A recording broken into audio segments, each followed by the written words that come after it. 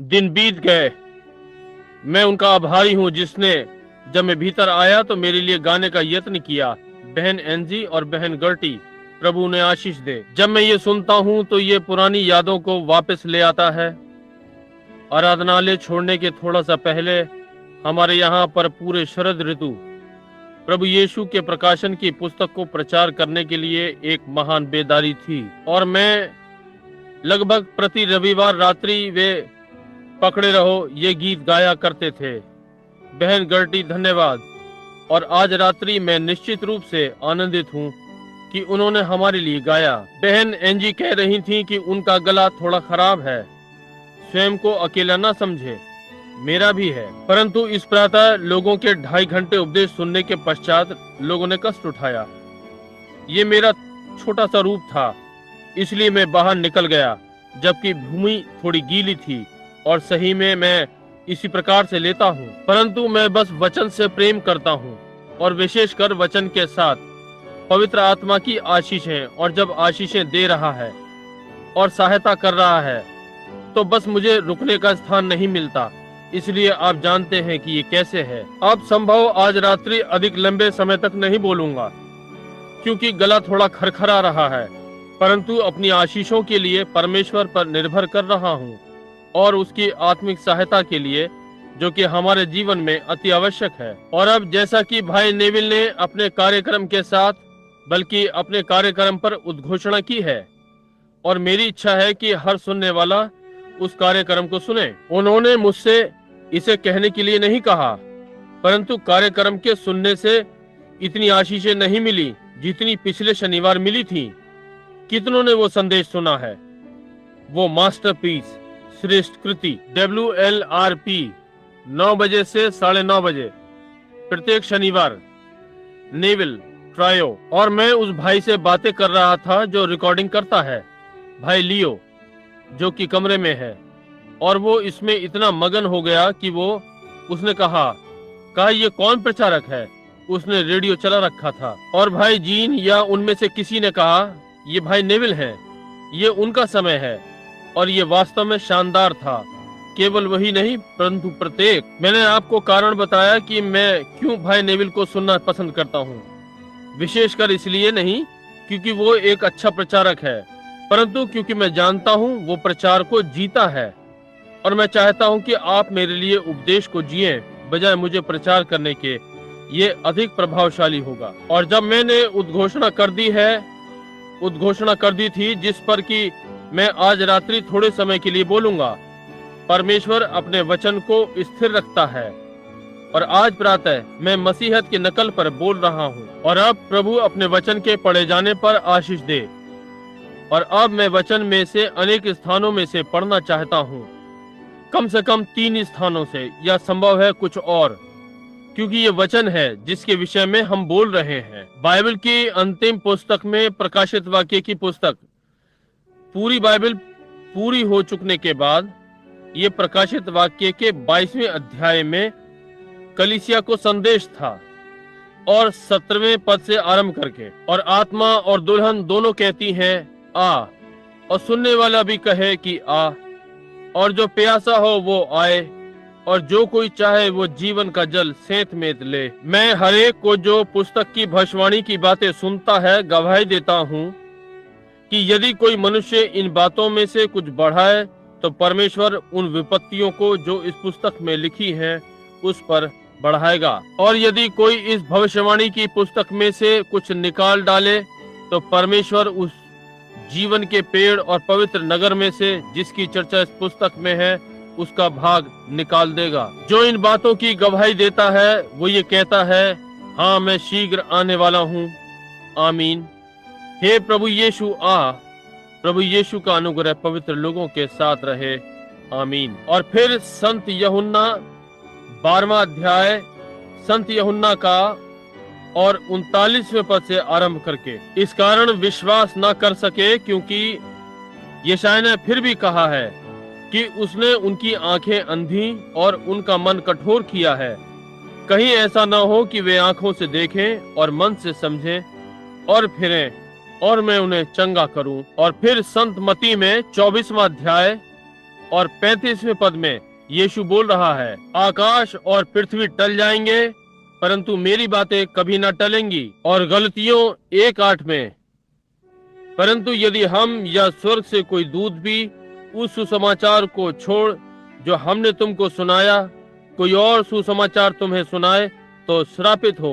अब आइए प्रार्थना के लिए एक क्षण हम अपने सिरों को झुकाएंगे। हमारे परमेश्वर, हम तेरे पास तेरे प्रिय पुत्र के नाम से आते हैं जिसने हमें निमंत्रण दिया है कहते हुए, पिता से मेरे नाम में कुछ भी मांगो मैं वो करूंगा। इसलिए हम यीशु के नाम में आते हैं कि पहले अपने पापों और घटियों के लिए प्रायश्चित करें और तुझसे मांगे कि हमें हमारे अपराधों से धो दे और हमारे विचारों को शुद्ध कर दे ताकि हम सही बातों को सोचेंगे और परमेश्वर के राज्य के भागी होने पाए कि हमारे विचार आज रात्रि किसी चीज पर हों जो परमेश्वर के राज्य को अधिक अच्छा बनाए और जो लोग राज्य में हैं उन्हें अच्छा बनाए और हमारे हृदय गलत बातों से शुद्ध हों।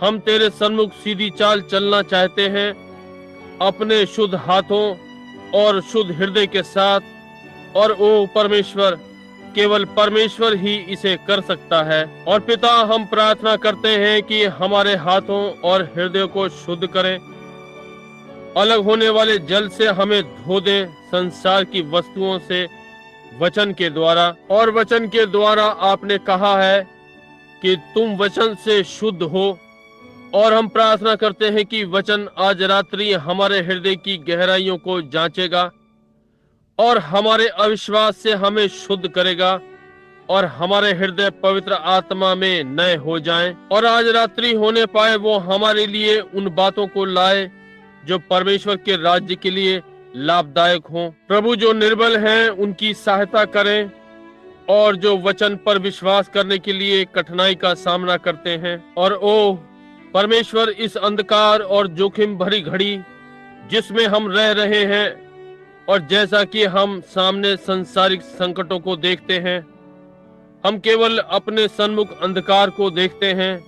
और तूने कहा है, जब इन बातों को होते देखो तो ऊपर देखना, क्योंकि हमारा छुटकारा निकट है। आज रात्रि हम प्रोत्साहित हों और पवित्र आत्मा के द्वारा इसे अपने हृदय में ले कि स्वर्गीय परमेश्वर के मुख की ओर ताक सकें जिसने इस समय में हमारे छुटकारे की प्रतिज्ञा की है।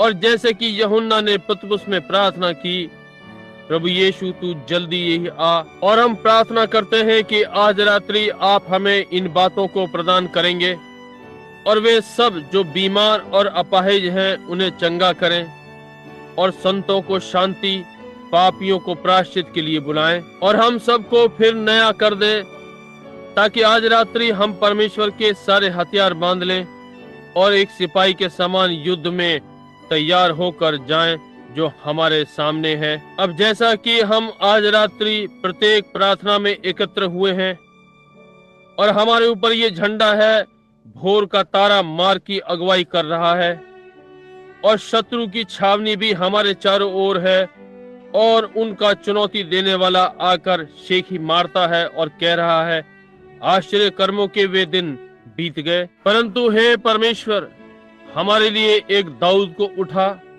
एक योद्धा, एक चुनौती देने वाला, और होने पाए वो आत्मा प्रत्येक के हृदय में अधिकाई से पाया जाए, क्योंकि हम ये मसीह के नाम में मांगते हैं, आमीन। और इस अधिक ओजस्वी विषय पर आते हुए, और इसका निशाना किसी विशेष का विश्वास नहीं था, बिगाड़ना या परेशान करना था, शत्रु बनाना नहीं। इसका अर्थ केवल लोगों को जो परमेश्वर के हैं उनको एकत्र करना और जोड़ना है। और जिस कारण मैंने इसे बोलने के लिए आज रात्रि आराधनालय के लोगों के लिए लिया, उसका कारण इस समय की दशा जिसमें हम रह रहे हैं। मैं विश्वास करता हूं कि हम किसी ऐसी चीज के आरंभ में रह रहे हैं कि सारा संसार जानता है कि कुछ घटित होने को है। कोई भी ऐसा योग्य नहीं लगता कि अपनी उंगली उस पर रखे, परंतु फिर भी हम जानते हैं कि कुछ घटित होना तय है। ये केवल यही नहीं, ये चारों ओर है। और मैं सोचता हूँ कि आज रात्रि यही सबसे अधिक उपयुक्त है।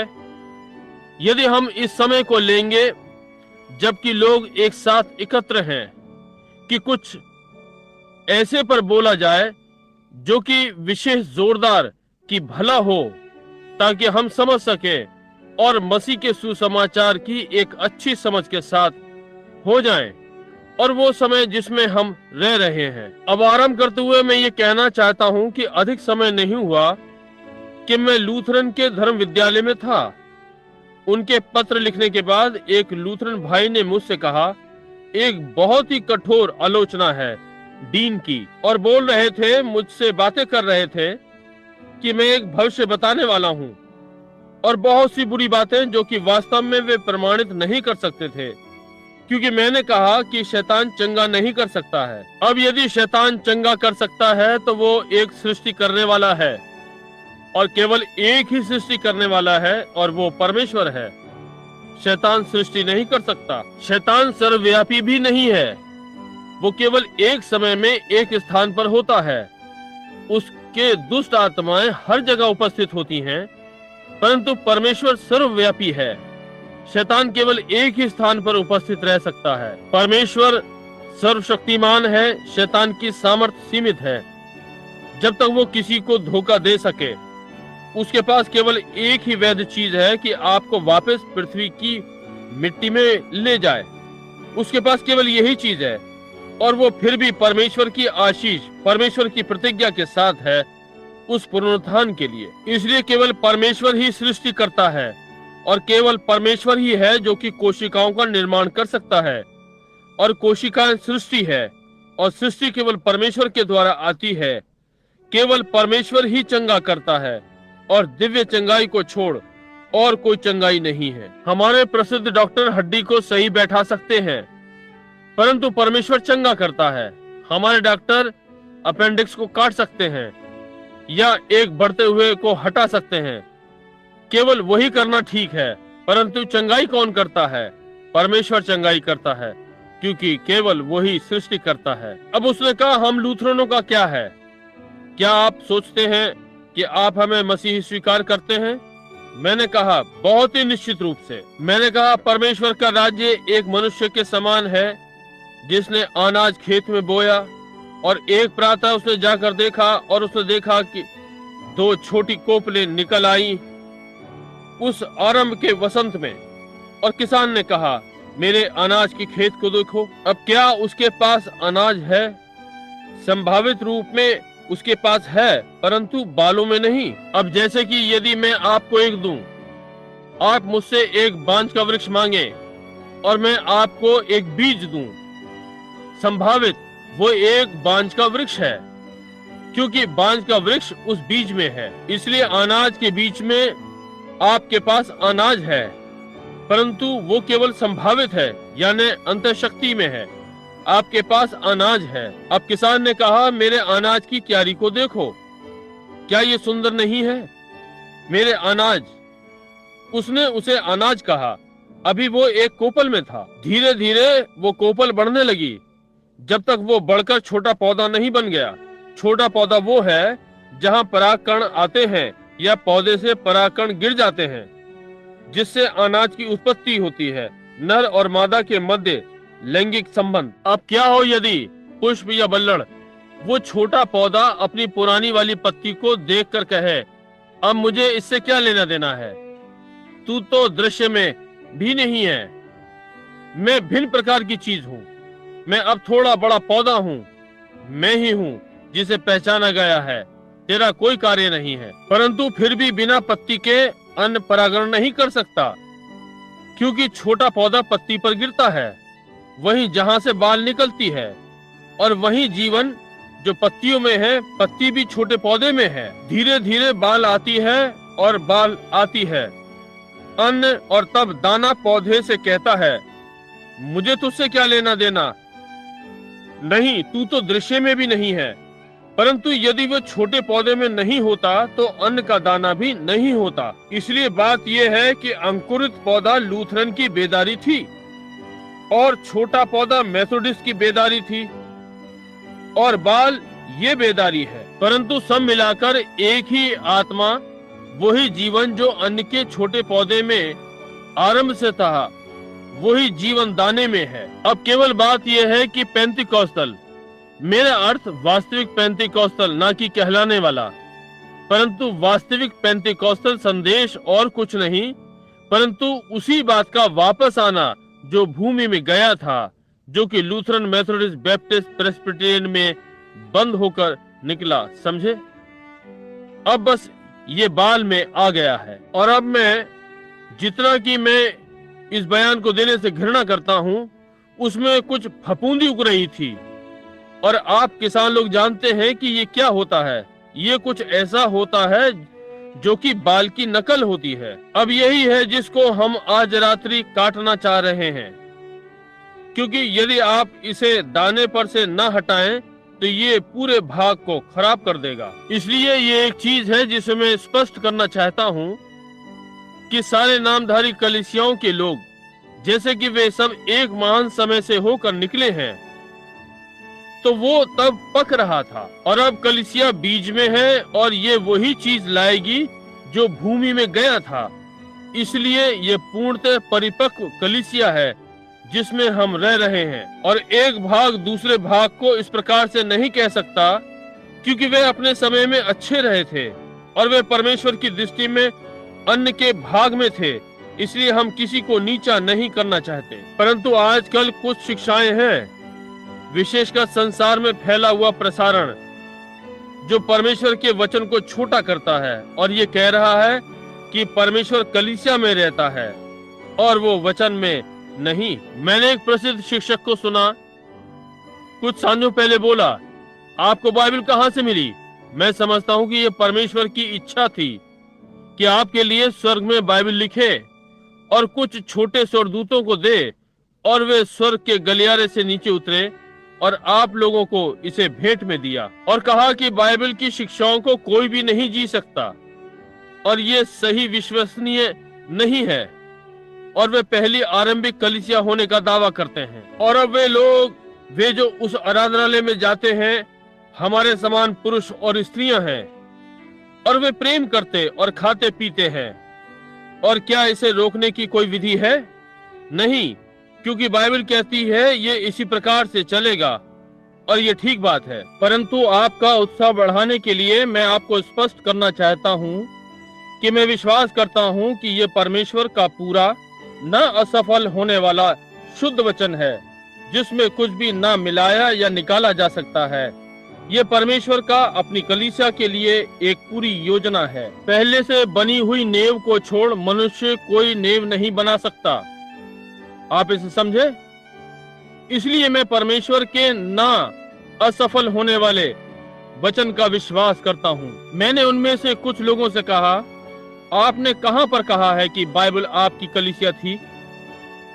आपकी कलीसिया ने ये बाइबल लिखी है?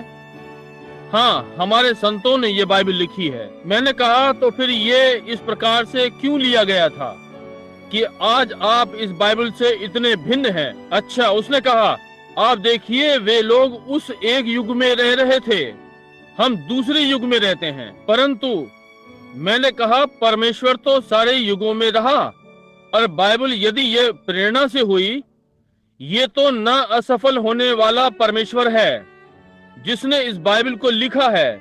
और उसने अपने वचन में कहा, स्वर्ग और पृथ्वी टल जाएंगे परंतु उसका वचन कभी भी नहीं टलेगा। अब ये मनुष्य के लिए चेतावनी की बात है जिसने इन आती हुई बातों के लिए कभी नहीं सोचा।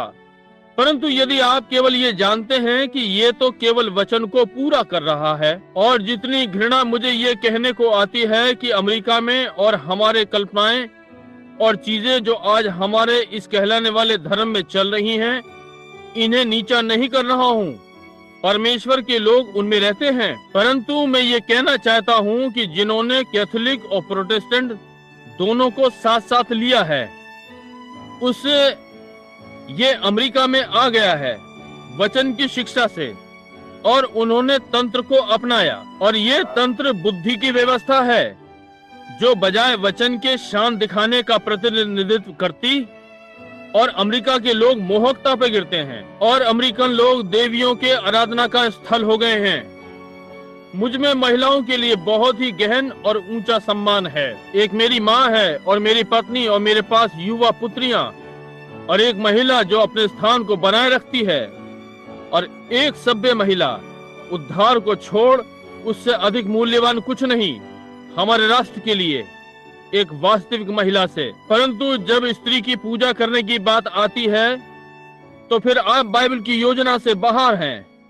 बाइबल में कोई ऐसी योजना नहीं है हमारे लिए कि किसी भी स्त्री की आराधना करें। एक मरियम या एक संत सिसिलिया पवित्र शास्त्र का एक बिंदु भी नहीं। ये ऐसी बात के विरुद्ध है। तो फिर ये क्यों था? यदि ये आरंभ में था, वे जो मसीह के साथ चले और प्रेरणा से लिखा, आप सोचते हैं क्या इसके लिए मैं किसी और व्यक्ति के शब्द लूंगा? नहीं श्रीमान, ये परमेश्वर का अनंत वचन है। अब वो सेवक या पुरोहित जो मुझसे बोला, उसने कहा परमेश्वर अपनी कलीसिया में है।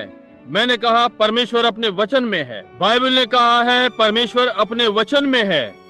आदि में वचन था और वचन परमेश्वर के साथ था और वचन परमेश्वर था और वचन देहधारी हुआ और हमारे मध्य में डेरा किया। परमेश्वर अपने वचन में है। अब ध्यान दें, पुराने नियम में उनके पास संदेश को सही समझने के लिए दो मार्ग होते थे कि जब भविष्यद्वक्ता भविष्यवाणी करता या स्वप्नदर्शी स्वप्न देखता है। उन्होंने इसे हारून के एपोद के सम्मुख बताया। हारून के एपोद पर 12 पूर्वजों के जन्म संबंधी पत्थर इस पर जड़े हुए थे। वो उन्हें अपनी छाती पर पहनता था, ये दर्शाने के लिए कि वो इजराइल के 12 गोत्रों का महायाजक था। और जब वे इस दर्शन को बोल रहे थे या स्वप्न बता रहे होते, और यदि परमेश्वर ने इसे प्रमाणित किया, एक अलौकिक ज्योति उसमें से निकलती थी, उरीम और थुमीम, और प्रमाणित किया कि संदेश सत्य था। कोई मतलब नहीं कि ये कितना सजीव प्रतीत हो, कोई मतलब नहीं कि ये समय के साथ कितना भी अनुकूल लगे। यदि उरीम और तुमीम पर अलौकिक ज्योति नहीं चमकती तो ये अस्वीकार हो गया, क्योंकि परमेश्वर उसमें नहीं था। और मैं आज ये कहता हूँ, मैं चाहता हूँ कि आप ये सुन लें कि कोई भी संदेश जो पुरोहित से हो, प्रचारक से हो, भविष्यद्वक्ता से, किसी से भी, कोई भी मनुष्य, कोई मतलब नहीं कितना भी आत्मिक उसका कार्यस्थल क्या है, उसने क्या किया है, यदि उसने मरे हुओं को भी जिलाया है, यदि उसने बीमार को भी चंगा किया है, यदि वो कैंटरबरी का आर्च बिशप है, यदि वो रोम का पोप भी है, यदि किसी महान नामधारी कलीसिया का अध्यक्ष है, कोई मतलब नहीं कितना आत्मिक होकर उसने अन्य भाषाओं में बातें की हो, उसने आत्मा में नृत्य किया हो, यद्यपि उसने सुसमाचार प्रचार किया हो, कोई मतलब नहीं कि उसने क्या कुछ किया है। यदि उसका संदेश बाइबल में से नहीं आता है तो वो गलत है। ये परमेश्वर का उरीम और तुमीम है। जब बाइबल पूरी हो गई थी, स्वर्गदूत नीचे उतरा और यूहन्ना से बातें की। तब यीशु आया, स्वयं कहा, मुझ यीशु ने अपना दूत इन बातों की गवाही के लिए भेजा है, और अब इस पुस्तक को बंद कर दे, परंतु मोहर ना कर, क्योंकि जो भी इसमें कुछ घटाएगा या इसमें कुछ मिलाएगा, ये परमेश्वर का वचन है। पौलुस ने आत्मा में सहयोग करते हुए कहा, यदि स्वर्ग से कोई दूत, ना कि आर्च बिशप, ना कि पोप, ना ही कार्डिनल, परंतु स्वर्ग से कोई दूत इसे छोड़ कोई और संदेश लाए, वो तुम्हारे लिए श्रापित है। परंतु अब हम तय कर रहे हैं, जैसे कि वर्षों पहले पवित्र आत्मा के द्वारा मैंने पहले ही सदा आपको बताया है। जब हिटलर और मुसोलिनी उठे थे, मैंने कहा ये सब ढेर हो जाएगा, सारी बातों को साम्यवाद अपने में ले लेगा, और उत्तर से नीचे आया। अब अपनी दृष्टि इस कलीसिया पर बनाए रखें। शैतान इस बात का ढिंडोरा पीट रहा है, और ये वचन के साथ नहीं है। ये अनपढ़ लोगों की समझ को भ्रमित कर देता है, आत्मिक लोग। और हम बहुत ही शानदार समय में रह रहे हैं, जितने की कभी लोग नहीं रहे, और फिर भी घोर अंधकार के दिनों में अविश्वासियों के लिए कि वे, और सबसे अधिक भ्रमित समय उनके लिए जो नहीं जानते। और ये विषय ध्यान देने योग्य है, जैसे कि दिनों में हम रह रहे हैं, और ये जानना कि कितनी प्रसन्नता की बात है कि आपका लंगर पकड़ करता है। अब आज जैसा कि हम इस अंधकार और दुष्ट समय की ओर बढ़ रहे हैं, मैं लोगों के नाम नहीं लेना चाहता, परंतु मैं अब किसी और का नाम लूंगा। परंतु अब मैं युवाओं के लिए प्रार्थना करता हूँ, हर समय उनके लिए। परंतु वो शैतान के हाथों में एक यंत्र है, और वो ये व्यक्ति है एल्विस प्रेस्ले। और लोग बुगी वुगी या रॉक एंड रोल में चले गए हैं, अमेरिकन लोग चले गए हैं, और वे उसी आत्मा के द्वारा यत्न कर रहे हैं कि इन बातों को कलीसिया में ले आए। मुझे कलीसिया का संगीत कलीसिया के संगीत के रूप में पसंद है, ना कि रॉक एंड रोल कलीसिया में। परंतु जब वे इन आत्माओं में आते हैं तो इसके पीछे कुछ होता है, और शैतान स्वयं को चुनौती देने वाला बनाकर लाता है। और ऐसा हुआ कि ये बेचारा पिछड़ा हुआ पेंटिकॉस्टल लड़के ने कहा, जिस प्रकार से उसने इन झटकों को देना और हिलना का अभ्यास सीखा, वो उसने अपनी कलीसिया में से सीखा है। वो मेप्सी टेनेसी में पहली असेंबली ऑफ गॉड का सदस्य है। उसका पास्टर मेरा मित्र है, और वो शैतान का भ्रमित करने और युवा लोगों के मस्तिष्क को दूषित करने का यंत्र है। इन लोगों को वहां तक पहुंचा देता है जब तक उन्होंने अभी अभी कनाडा में एक स्थान छोड़ा है। मैं सोचता हूं कि उन्होंने 14 युवा लोगों को पागलखाने भेजा है। कुछ दिनों पश्चात वो वहां पर था, और समस्त राष्ट्र में लोग धर्मांधता में असभ्य हो गए हैं, कारण कि वे ये करते हैं क्योंकि इससे अधिक अच्छा वे और कुछ नहीं जानते। और मेरी कितनी इच्छा है कि वे लोग प्रभु को जाने, और कितना अच्छा। मैं दोषी नहीं ठहराता, मैं मरणशीलता के लिए दुख का अनुभव करता हूँ। क्या जिन दिनों में हम रह रहे हैं ये उपयुक्त नहीं है, और चीज उसी प्रकार से चल रही है। और अमेरिका की मूरत हॉलीवुड की मनमोहक लड़की है, जब वो सारे अमेरिका की गति को तय करती है, जब वो अपनी असभ्य पोशाक में बाहर आती है, और व्यवहारिक रूप में अमेरिका की हर स्त्री उसके समान फैशन करेगी, ये मेरे हृदय को दुख पहुंचाता है। अधिक समय नहीं हुआ रोम में खड़ा हुआ था, जबकि अखबार में इस महिला के लिए विशेष समाचार था। उस दिन अखबार में था, वो हॉलीवुड में एक बालक को जन्म देने जा रही है, एक रोमी। और उन्होंने अखबार में कहा, जो कि मेरा मित्र बैरन वॉन ब्लूमबर्ग है, 7 विभिन्न भाषाएं बोल सकता है और स्पष्ट अखबार पढ़ सकता है। उसने कहा वो अमेरिकन देवी हो सकती है, परंतु ये यहाँ एक रोम की वेश्या है। कितना लज्जाजनक। अब उनके पास इस प्रकार की चीजें होनी ही हैं, ये होना ही है, इस दिन की आत्मा के साथ मेल खाना। यही कारण है कि ये कलीसिया मरियम की आराधना के साथ आ रही है, दूसरी स्त्रियों और आदि आदि। ये वही आत्मा धर्म की अधीनता में, और यही कारण है कि वे आपके मस्तिष्क को परमेश्वर के शुद्ध वचन से हटाए, ताकि उस योजना को उत्पन्न करे। निश्चय ही, क्या आप देखते हैं कि हम किस विचलित अवस्था में हैं? क्या आप देखते हैं कि अमेरिकन युवा किस दिशा में है? ये कल के पुरुष और स्त्रियां हैं। कोई आश्चर्य नहीं, यीशु ने कहा, यदि ये दिन घटाए न जाते तो कोई प्राणी न बचता।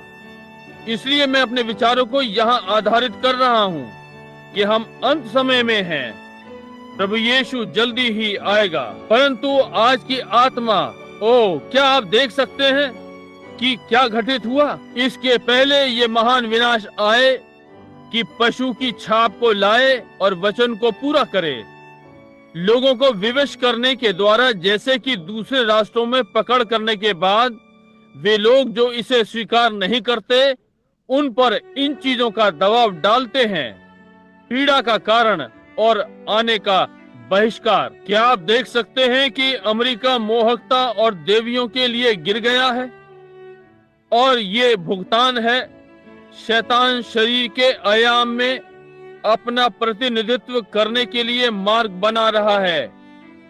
आमीन। मैं आशा करता हूं कि आप इसे समझते हैं, इससे अलग रहें।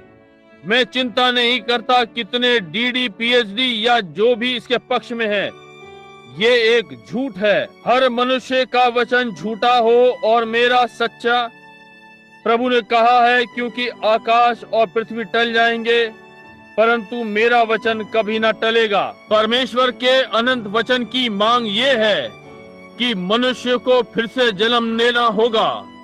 इसमें कोई भी चीज कम है तो वे अनंत विनाश में है। कोई मतलब नहीं आप किस कलीसिया से संबंधित हैं, या आपका नाम कहाँ पर है, या आपने क्या किया है, ये नष्ट है। परमेश्वर का वचन कभी भी असफल नहीं होगा। अब इसके लिए बहुत है, और मैं आशा करता हूँ कि आप आत्मा में आ गए। दिया गया था। आप कैथोलिक के प्रिय लोगों, मैं आप लोगों को छोटा नहीं कर रहा हूँ।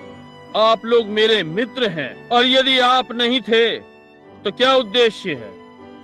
यदि मैं आपसे यहाँ लड़ने के लिए खड़ा हूँ तो मुझे वेदी पर जाना चाहिए और अपने हृदय को परमेश्वर के साथ ठीक करना चाहिए। मैं यहाँ दुखी हृदय के साथ खड़ा हूँ, ये कहना पड़ रहा है, परंतु आत्मा वचन के अनुसार जो मुझे कहने के लिए विवश कर रहा है और लोगों को चेतावनी देने के लिए जिनकी देखभाल के लिए पवित्र आत्मा ने ठहराया है। वास्तव में बाइबल का समस्त राष्ट्र में उपहास उड़ाने के ये महान कार्यक्रम कहा कि ये एक मिट्टी के कीचड़ के समान है जिसमें होकर आप चलते हैं, इससे कोई जीवित नहीं रह सकता।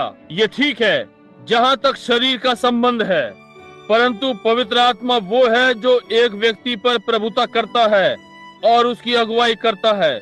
होने पाए कि प्रभु इसका अनुवाद आपको देखने दे। परमेश्वर का वचन पहले और अंत में है और अनंत सदा तक है। परमेश्वर ने पृथ्वी के रचने से पहले कहा, आदि में वचन था, और वचन क्या था?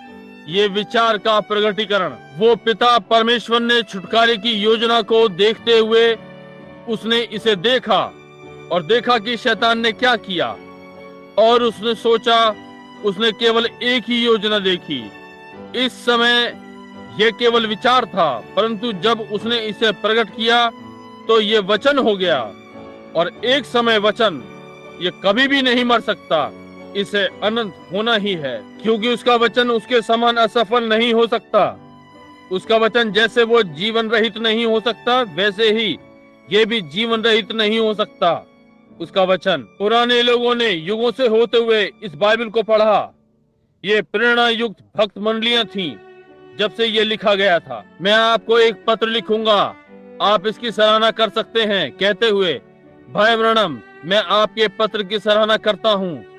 आप केवल एक ही व्यक्ति हैं जिसे निर्दिष्ट किया गया था। इसके पश्चात कुछ समय बीतने पर वो पत्र बेकार हो गया, जब तक कि वो मेरे लिए प्रमाण था या मेरे विरोध में एक प्रमाण था। परंतु परमेश्वर एक बार बोला तो यह समस्त मनुष्य जाति के लिए है, और आज रात्रि भी वैसे ही ताजा है जैसे जिस समय वो बोला गया था। परमेश्वर ने बोला और कहा, मसीह संसार की सृष्टि से पहले घात किया गया मेमना था।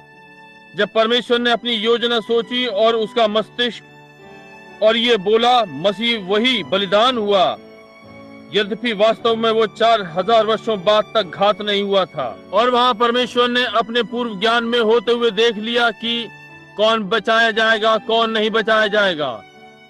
और वहाँ हमारे नाम मेमने की जीवन की पुस्तक में लिखे हुए थे, पृथ्वी की नेव पर और घात किए गए मेमने के साथ जुड़े हुए थे। और बाइबल ने कहा कि अंत के दिनों में, सुनिए, और मसीह विरोधी ने उन सबको बहका दिया जो पृथ्वी पर रहने वाले थे, जिनके नाम मेमने की जीवन की पुस्तक में लिखे नहीं गए थे, पृथ्वी की सृष्टि से वचन के साथ बने रहे। अब मैंने अपने भाइयों के मध्य में देखा है, और मैं ये प्रोटेस्टेंट से आदर पूर्वक कहता हूँ, ना कि घृणा के साथ, ना ही जलन के साथ, कुछ कहने के लिए नहीं, किसी बात को कहना अधिक सरल होगा। परंतु बाइबल कहती है, पहरेदार रात्रि का कौन सा पहर है? और यदि पहरेदार देखता है कि शत्रु आ रहा है और लोगों को चेतावनी देने में असफल रहे, परमेश्वर ने कहा कि वो उनके लहू का उत्तरदायी पहरेदार को ठहराएगा। परंतु यदि पहरेदार उन्हें चेता दे तो फिर पहरेदार स्वतंत्र है, इसलिए मुझे चेताना चाहिए। और हमारे प्रोटेस्टेंट भाइयों के मध्य में मैंने ध्यान दिया है, बहुत सी बार प्रातः मेरे संदेश देने के पश्चात नई आत्मा पर और फिर परमेश्वर का आत्मा आज प्रातः यहाँ कितने थे? ठीक है, नई आत्मा में और परमेश्वर की आत्मा में। बहुत सारे नई आत्मा में, बिना परमेश्वर की आत्मा के। मैं चाहता हूँ कि आप इसे समझ जाएं। आज हम प्रोटेस्टेंट लोगों के मध्य में एक महान भ्रम को पाते हैं, और जब मैं उनके आराधनालयों में जाता हूँ तो कभी कभी बहुत ही अव्यवस्थित पाता हूँ, और कृपया इस भाव को क्षमा करें, परंतु जैसे कि पवित्र आत्मा, जैसे मैं कुछ समय पहले अपनी पत्नी से बातें कर रहा था, जब मैंने देखा रिश्ते का मेरा भाई वहां लेटा था, दोनों एक दूसरे को आमने सामने देख रहे थे, जैसे कि उनका जीवन ले लिया गया था। एक हाथ में मोती की माला के साथ एक कैथोलिक के समान और दूसरा एक बैप्टिस्ट, दूसरी ओर दोनों मेरे रिश्तेदार के भाई। और मैंने उनकी ओर देखा, मैंने सोचा, ओह परमेश्वर, महान परमेश्वर, ये बातें कैसे हो सकती हैं? क्या मैं असफल हो गया? क्या वहां पर कुछ था? मैंने पत्नी से कहा, बहुत सी चीजें मैं नहीं जानता, परंतु कुछ है जो मैं जानता हूँ। मैंने कहा, जब से मैं एक छोटा लड़का था, मैंने शरद ऋतु में पेड़ों के जीवन रस को देखा।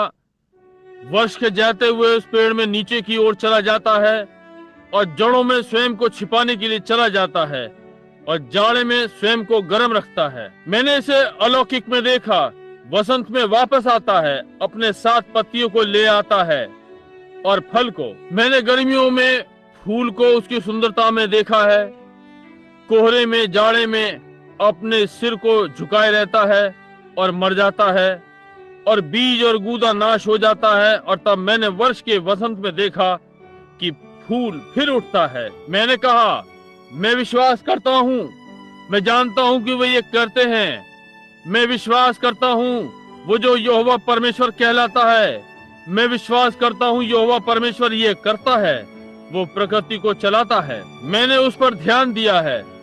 चीड़ के पेड़ के साथ, पपीते के पेड़ के साथ, या भोज वृक्ष के साथ, सेब के पेड़ के साथ, और प्रत्येक एक दूसरे से भिन्न है। और कैसे वो मनुष्य एक प्रकार और दूसरी प्रकार से बनाया गया है, सब सर्वोत्तम बुद्धि से के द्वारा तैयार किए गए हैं। वो परमेश्वर था। मैंने कहा, मैं ये जानता हूँ। मैं विश्वास करता हूँ कि यीशु परमेश्वर का पुत्र है।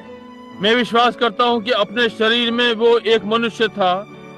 वो एक स्त्री से उत्पन्न हुआ जैसा कि मैं था, परंतु उसका लहू एक स्त्री का नहीं था, वो परमेश्वर का था। यहोवा परमेश्वर, वो शब्द जिसने पृथ्वी के लिए चिंतन किया। आज प्रातः के मेरे संदेश में, और मिट्टी में से पहले मनुष्य को बनाने के लिए चिंतन किया, मरियम पर छाया की और पर चिंतन किया कि अपने वचन को पूरा करे, और लहू कोशिका की सृष्टि की जिससे परमेश्वर का पुत्र लाया गया। मैं विश्वास करता हूँ कि शरीर में वो एक मनुष्य था।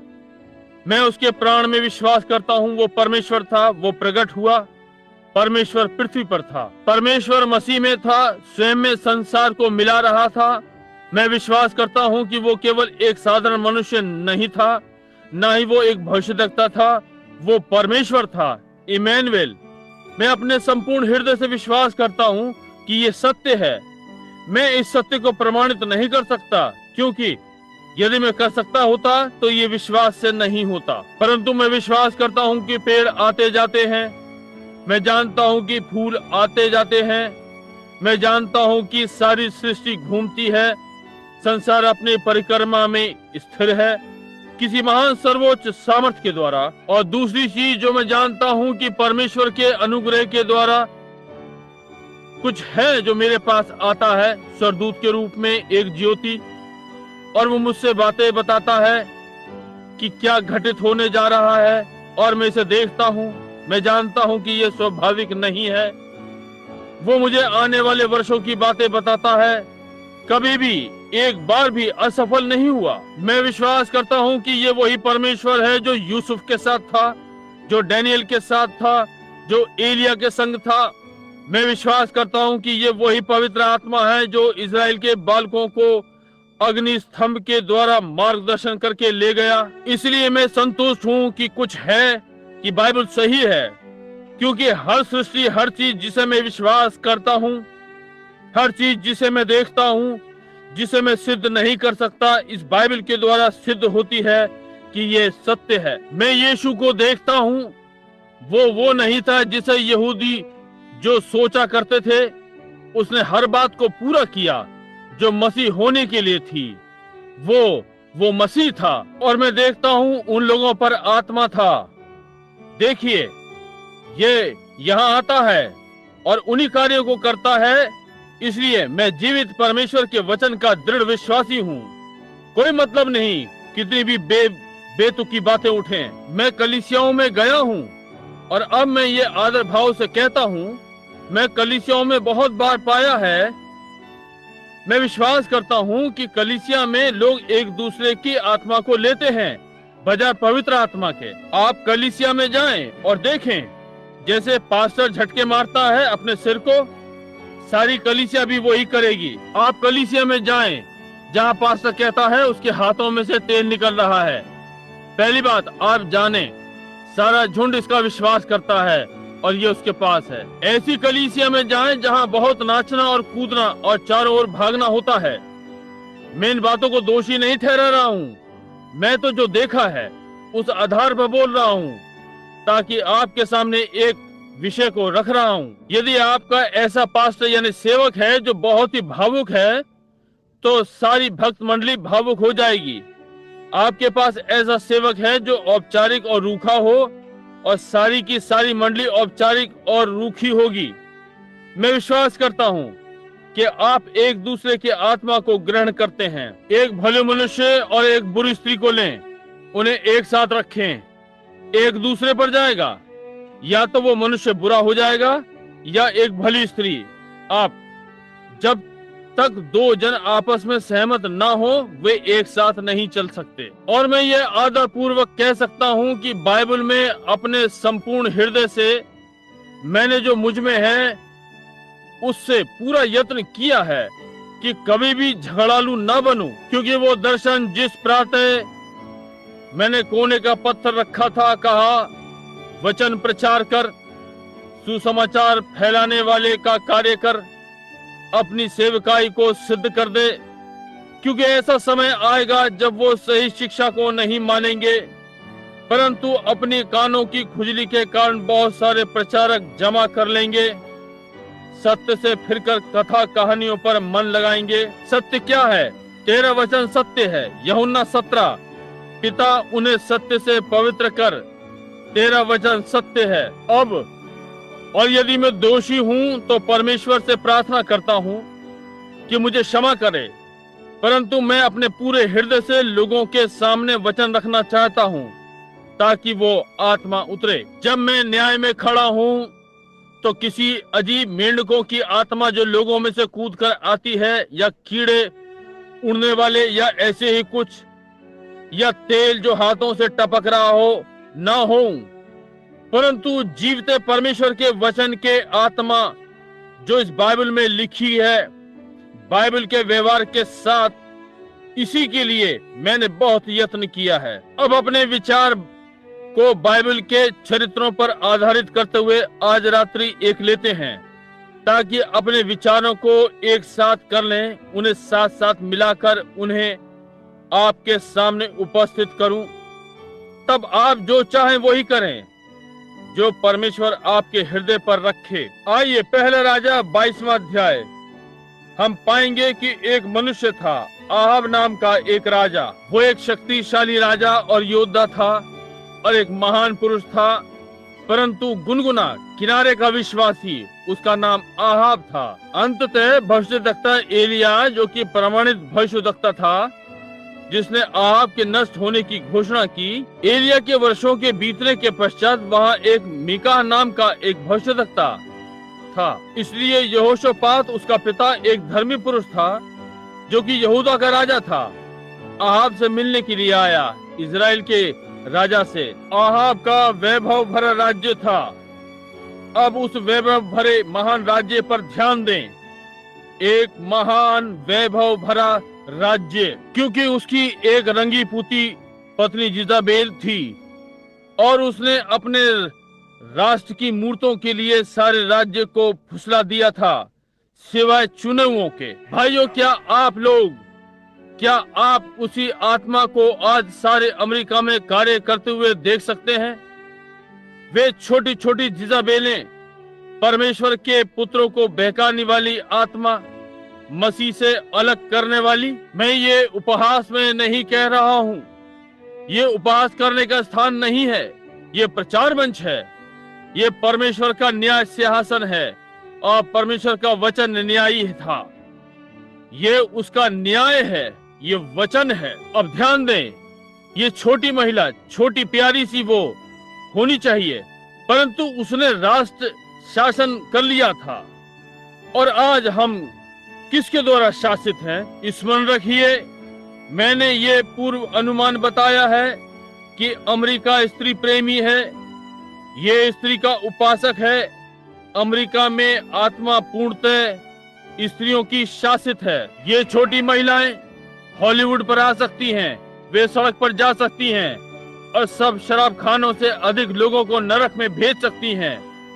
आप एक साथ मिलकर के खनखना सकते हैं और फिर भी उसकी सही स्थिति में वो पुरुष के हृदय के लिए जेवर है, अब परमेश्वर के राज्य के लिए आशीष है। आप ये दे सकते हैं। आप थोड़ी देर के लिए ध्यान दें और नहीं, पूर्व धारणा से नहीं, बस शांत बैठकर सुने, पवित्र आत्मा इसे आपको बताए। अब आज हम उसी स्थिति में हैं जैसे आहाब के समय में था। स्त्री ने जो भी कहा वही आहाब ने किया। अब यहाँ तक कि कलीसियाओं में भी वे स्त्रियों की आराधना करते हैं। अधिक समय नहीं हुआ, मेरी धार्मिकता का रोष बढ़ गया था। मेक्सिको में जब मैंने बेचारी महिला को देखा, बल्कि उसके विषय में मालूम हुआ, वो मीलों दूर से गर्म पत्थरों पर चलती हुई आई और जैसे पिता छोटी बालिका को अपने हाथों में उठाकर साथ साथ चलता है, दो में से एक अपनी माता के साथ साथ चलता है और वो चिल्लाती और अपने कपड़ों को पैरों पर से ऊपर समेटते हुए, उसका हाथ पत्थरों में से तेजी से चलते हुए, रोते हुए, और सब उस महिला की ओर देख रहे हैं। वो किसी मरणोपरांत किसी महिला की मूर्त तक पहुंचती है जिसे संत समझा जाता है। और मैं ये आलोचनात्मक होकर नहीं कह रहा हूं, मैं ये परमेश्वर के वचन की ज्योति में कह रहा हूं। ये पूर्णतः शुद्ध प्रेतात्मावाद है। बाइबल ने कहा कोई भी मध्यस्थ नहीं है, कोई भी विचवाई करने वाला नहीं है परमेश्वर और मनुष्य के मध्य में सिवाय मनुष्य यीशु मसीह के। यदि आरंभिक कलीसिया कैथोलिक थी तो फिर वे क्यों बदल गए? जब आरंभ में कैथोलिक कलीसिया ने इसे दोषी ठहराया और ये कैथोलिक कलीसिया इसे स्वीकार करते हैं। ये स्त्रियों का संसार है, आज की आत्मा और नारे, और ये सत्य है, ये बिल्कुल ठीक है। और मेरा पूर्वानुमान है कि स्त्री एक महान स्त्री होगी। आप जो आज रात्रि यहाँ युवा लोग हैं, स्मरण रखना कि भाई ब्रैनम ने ये कहा था और मैंने ये 33 में कहा जब मैंने प्रभु का आगमन देखा, और कैसे वहां निरंतर अंडाकार होते जाएंगे जब तक कि वे पूर्णतः अंडाकार नहीं हो जाते। संभव है आप में से कुछ ये जानते हैं, ये पुराने कागजों पर लिखा हुआ है और आदि आदि। उस प्रातः जब हम ये छोटे मैसोनिक के मंदिर पर थे, जहाँ हमारे पास यानी वहाँ जो आराधनालय है, वहाँ अगली गली में जहाँ हमारी सभा हुई थी, और मैंने देखा एक स्त्री उठी है भद्दी जैसे कि वो थी और राष्ट्र पर शासन किया। और मैंने पूर्वानुमान से बताया या तो वो स्त्री राष्ट्रपति है या किसी प्रकार से संयुक्त राज्य में बड़ी सामर्थ्य के साथ है। इसके पहले कि संसार पूरी रीति से नष्ट हो जाए, इसे अपने मस्तिष्क में रखें। मैंने ये कहा है। अब ध्यान दें कि क्या घटित होता है। इजाबेल, उसने आहाब पर राज्य किया, उसने उसे चारों ओर से बंद कर लिया। वो बेचारा पिताजी था या माँ बालकों के साथ घर में होती है, जबकि पति पिए हुए बाहर, ये बेचारा बाप बालकों की देखरेख कर रहा है, जबकि स्त्री पीकर बाहर है। अब ये मजाक नहीं है, ये सत्य है। मैं धर्मी लोगों के विषय में नहीं कह रहा हूँ, नहीं श्रीमान, मैं केवल उस आत्मा को दर्शा रहा हूँ जो संसार में है। अब ध्यान दें, क्या ये दूसरा मोह नहीं? आहाब के समय को देखें, राष्ट्र कैसे वैभवशाली था। ओह, उस समय सुनहरा युग था, इसलिए आहाब के समय कैसे फूला फला वो ढोंगी, और वास्तव में पीछे से इजाबेल शासन करने वाली थी। और ये एक, आप जो बाइबल के विद्वान हैं, जैसे आहाब ने इजाबेल से विवाह किया और यहूदा में मूर्ति पूजा लेकर आया, उस अंधकार युग में इसी प्रकार से प्रोटेस्टेंटों ने कैथोलिकवाद से विवाह किया और पागानवाद को फिर से मसीहत के अंदर ले आए। स्मरण रहे, आज प्रोटेस्टेंट कलीसिया व्यभिचारी कहलाई, वो वैश्या भी कहलाई, इसे स्मरण रखें। इसलिए तवा कढ़ाई को काला नहीं कह सकता। आप आग में से तलने के लिए आग में नहीं कूद सकते। तलने का बर्तन आग में अपनी सहायता के लिए, परंतु हम सत्य पर ध्यान दें। सत्य वो है जो हम चाहते हैं। हम अनंत के लोग हैं और हमें परमेश्वर से मिलना है और सत्य को ढूंढें। यदि आप चाहते हैं तो मैं चाहता हूं कि आप ध्यान दें। ऐसा हुआ, सदा परमेश्वर ने भेजा, यानी पहली बात यहोशापात धर्मी व्यक्ति आपसे मिलने आया तो उसने स्वयं को संकट में फंसा लिया। आप सही और गलत को एक साथ नहीं मिला सकते और उसमें से कुछ निकाल लें। आप तेल को पानी के साथ नहीं मिला सकते, ये नहीं मिलेगा। न ही आप अपना संबंध और अपनी मान्यता संसार की वस्तुओं के साथ रख सकते हैं और फिर भी जीवन जिए। बाइबल ने कहा उनमें से बाहर निकलो और तुम अलग रहो, प्रभु ये कहता है। आप समझे? परंतु आप कहते हैं अच्छा भाई ब्रैनम, मैं जानता हूं, परंतु आप अपनी बुद्धि को ले रहे हैं। ये वचन के विरुद्ध है और वचन सत्य है। मैं वचन पर विश्वास करता हूं। अब ध्यान दें, यहोशापात आहाब के पास आया और उसने एक महान उत्सव किया। निश्चय ही हम आज की सड़क छाप भाषा में कहते हैं एक धमाका किया। उन्होंने सबको न्योता दिया। उन्होंने बैल और भेड़े इत्यादि मारी। उनके यहाँ भारी उत्सव था। और यही जब एक विश्वासी परेशानी में फंसता है। मैं आपको बताता हूँ, आप बस संकीर्ण विचार के हैं। वो छोटा पवित्र स्थान, बस यही। आपको बड़ा आराधनालय में आना चाहिए। आपको आना चाहिए। देखिए, आपको चाहिए। हमारा पास्टर डीडी पीएचडी है। आप देखिए, हमारा पास्टर, हमारी गायन मंडली स्वर्गदूतों के समान गाती है। इसका इस बात से कोई मतलब नहीं। ये यहोवा यूं कहता है कि विरुद्ध है। और जब उन्होंने बैल मारे और बड़ा उत्सव किया, आहाब का एक दूसरा उद्देश्य था। उसका उद्देश्य गलत था। वो एक महान उत्सव करना चाहता था, यहोशापात को फंसाना चाहता था। और आज भी शैतान वही करने का यत्न कर रहा है। हम बहुसंख्यक हैं। निश्चय ही परमेश्वर की कलीसिया सदा अल्पसंख्यक रही है। जब तक यीशु नहीं आता, छोटे झुंड तू मत डर। ये तेरे पिता की इच्छा है कि राज्य तुझे दे। ये ठीक बात है। हम अल्पसंख्यक हैं, परंतु ये ठीक है। जब तक परमेश्वर वहां पर है, मेरे लिए ये अब बहुसंख्यक है। और मैं जानता हूं कि ये आपके लिए है, क्योंकि यदि परमेश्वर आपके साथ है तो आपके विरुद्ध कौन हो सकता है। अब परंतु इसके पीछे उसका एक उद्देश्य था। और जब उसने किया, उसने कहा, अब हम सब यहाँ कैसे एकत्र हुए हैं और इतना महान समय है, क्या आप लोग मेरे संग रमोत गिलाद को युद्ध के लिए जाएंगे? क्योंकि वास्तव में अरामी लोग वहां हैं, परंतु रमोत गिलाद मेरा है। ये सही बात है, हमारा अधिकार है। हम पहली कलीसिया हैं, हमारा अधिकार है। आपने देखा ये। और यहोशापात ने कहा, ये हमारा एक अच्छा समय रहा है। काम मेरे लोग तेरे लोग के समान हैं। जो भी है, हम सब विश्वासी हैं, इसलिए हम सब एक साथ मिल जाएं। उसने गंभीर गलती की। यहोशापात काफी आत्मिक होते हुए, जैसा कि मैं अपने पूरे हृदय से विश्वास करता हूं कि ये आज के दिन की प्रतिछाया है, निश्चय ही कहीं कैसे भी परमेश्वर सच्चे हृदय को संदेश देगा। उसने आरंभ में कहा वो करेगा, इसलिए उसकी योजना लागू है। उसके साथ हो जाएं। अब उस पर ध्यान दे। उसने कहा निश्चय ही मैं तेरे संग जाऊंगा, परंतु उसने एक मिनट रुक। मैं विश्वास करता हूं कि इसके पहले हम जाएं, हमें प्रभु से पूछना चाहिए। क्या आप ऐसा नहीं सोचते? यदि हम सब विश्वासी हैं तो फिर हम प्रभु से पूछें। अच्छा ठीक है, आहाब ने कहा निश्चय ही ये ठीक बात है। मैं क्यों नहीं इस पर सोचें? मुझे भी हर समय यही सोचना चाहिए। कहा मेरे पास यहाँ इस देश में 400 सबसे अच्छे भविष्यवक्ता हैं। मैंने उन सबको अच्छे अच्छे कपड़े पहनाए हैं। उन सबके पास DD PhD और सारी चीजें हैं। यहाँ उनकी एक महान संस्था है भविष्यवक्ताओं की।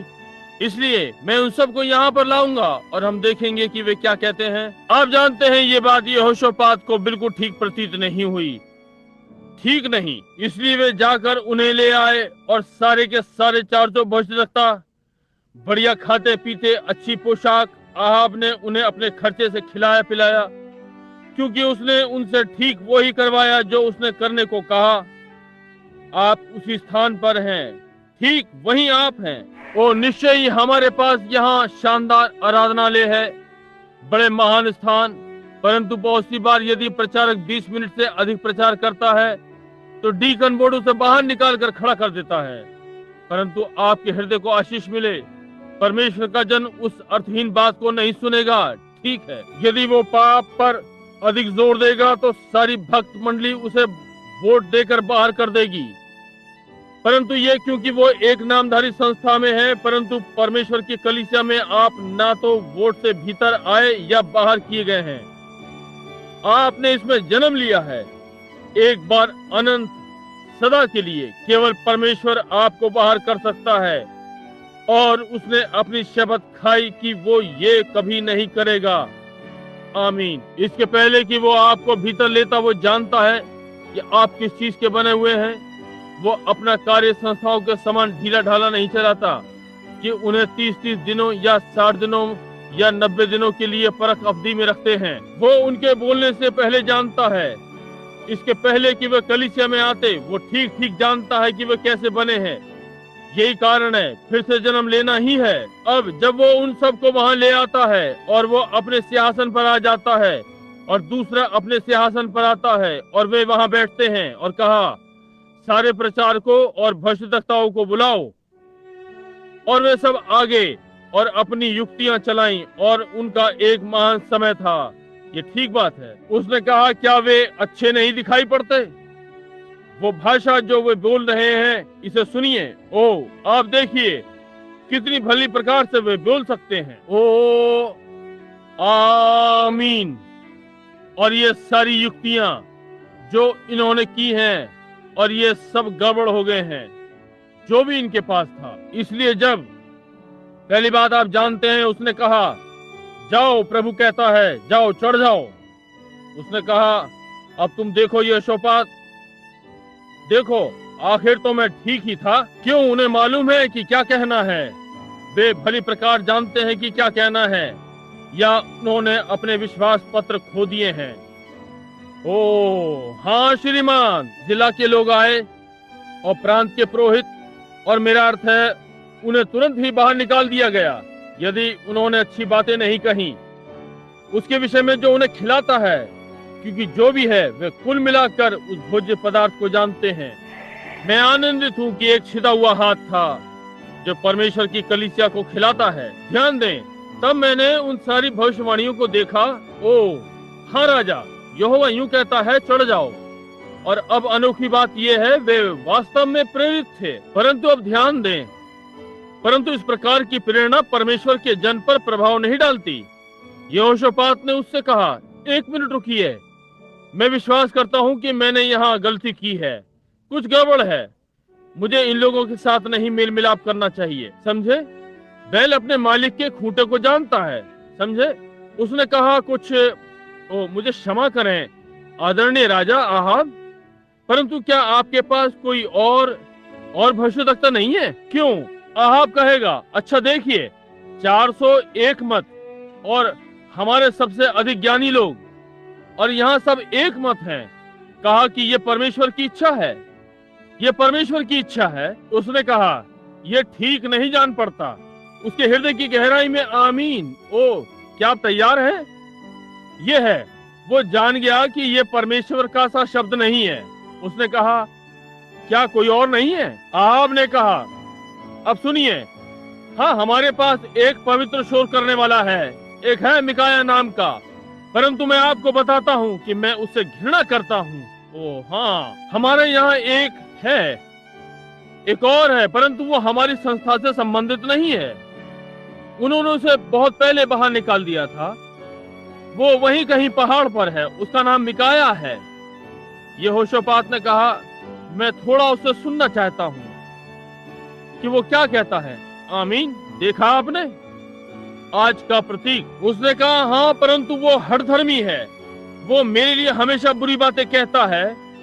वो कुछ और कैसे कह सकता है जबकि परमेश्वर के वचन ने उसके विषय में बुरी बातें ही कही हैं? क्यों यहाँ तक कि वो हमारी संस्था को दोषी ठहराता है? क्यों? वो कलीसिया तोड़ने वाला है, यही है उसका। ठीक है, भविष्यद्वक्ताओं ने उसे लेकर स्नातक की उपाधि देने का यत्न किया, परंतु वो स्थिर नहीं रहेगा। उसने वहीं पैरों का उठापटक मचा दी थी। वो बस एक पुराना धर्मांध है, समझे? यहोशापात के पास उसके अपने लिए पर्याप्त परमेश्वर का आत्मा था।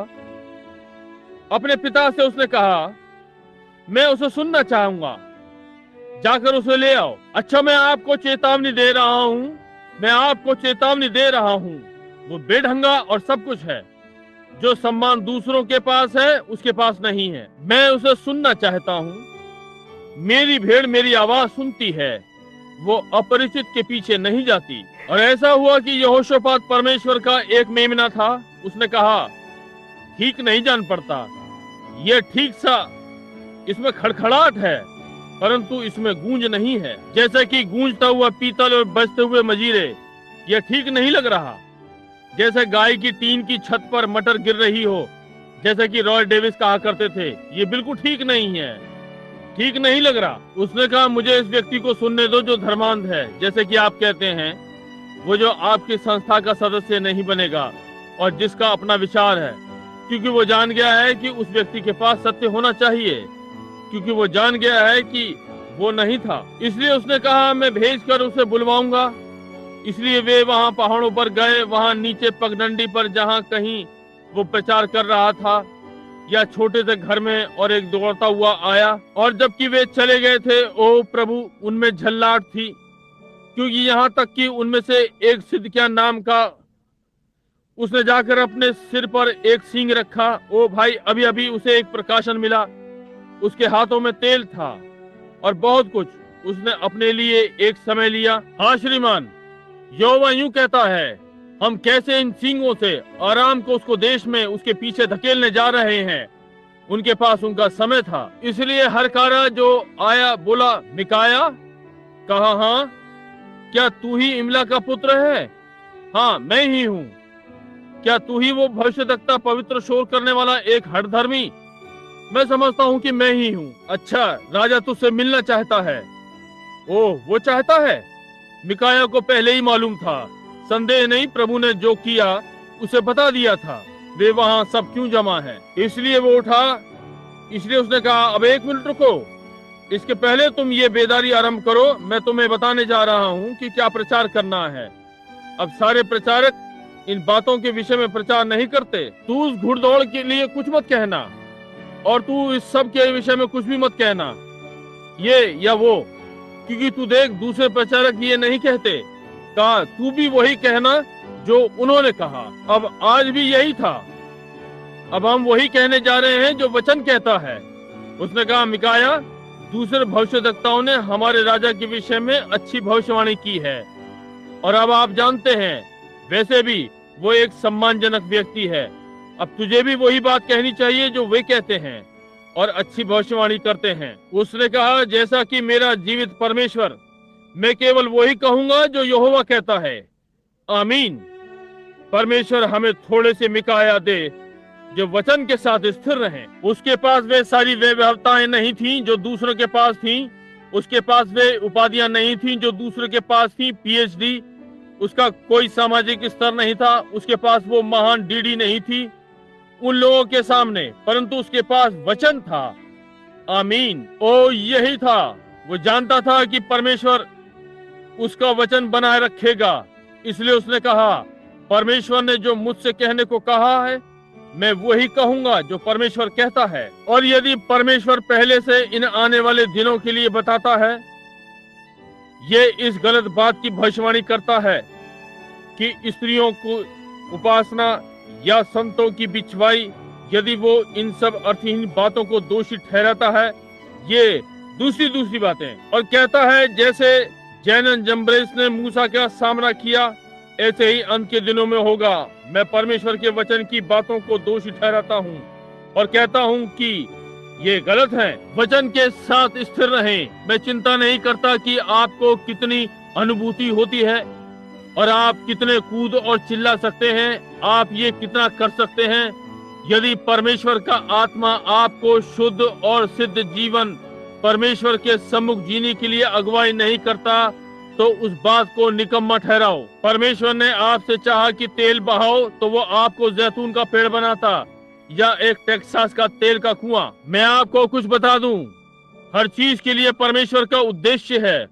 वचन के साथ बने रहें, जो बाइबल कहती है उसके साथ बने रहें। ये परमेश्वर का उरीम और थुमीम है। बूढ़ा मिकाया भविष्यवक्ता परमेश्वर के वचन के साथ बना रहा। वहां एक सिंह की नाई निर्भय होकर गया। उस रात्रि प्रभु ने उसे दर्शन दिया। वो जानता था कि वो कहां पर खड़ा हुआ है। ओ भाई, अब ध्यान दें, दूसरों को भी दर्शन मिला, परंतु उनका दर्शन परमेश्वर के वचन से मेल नहीं खाता।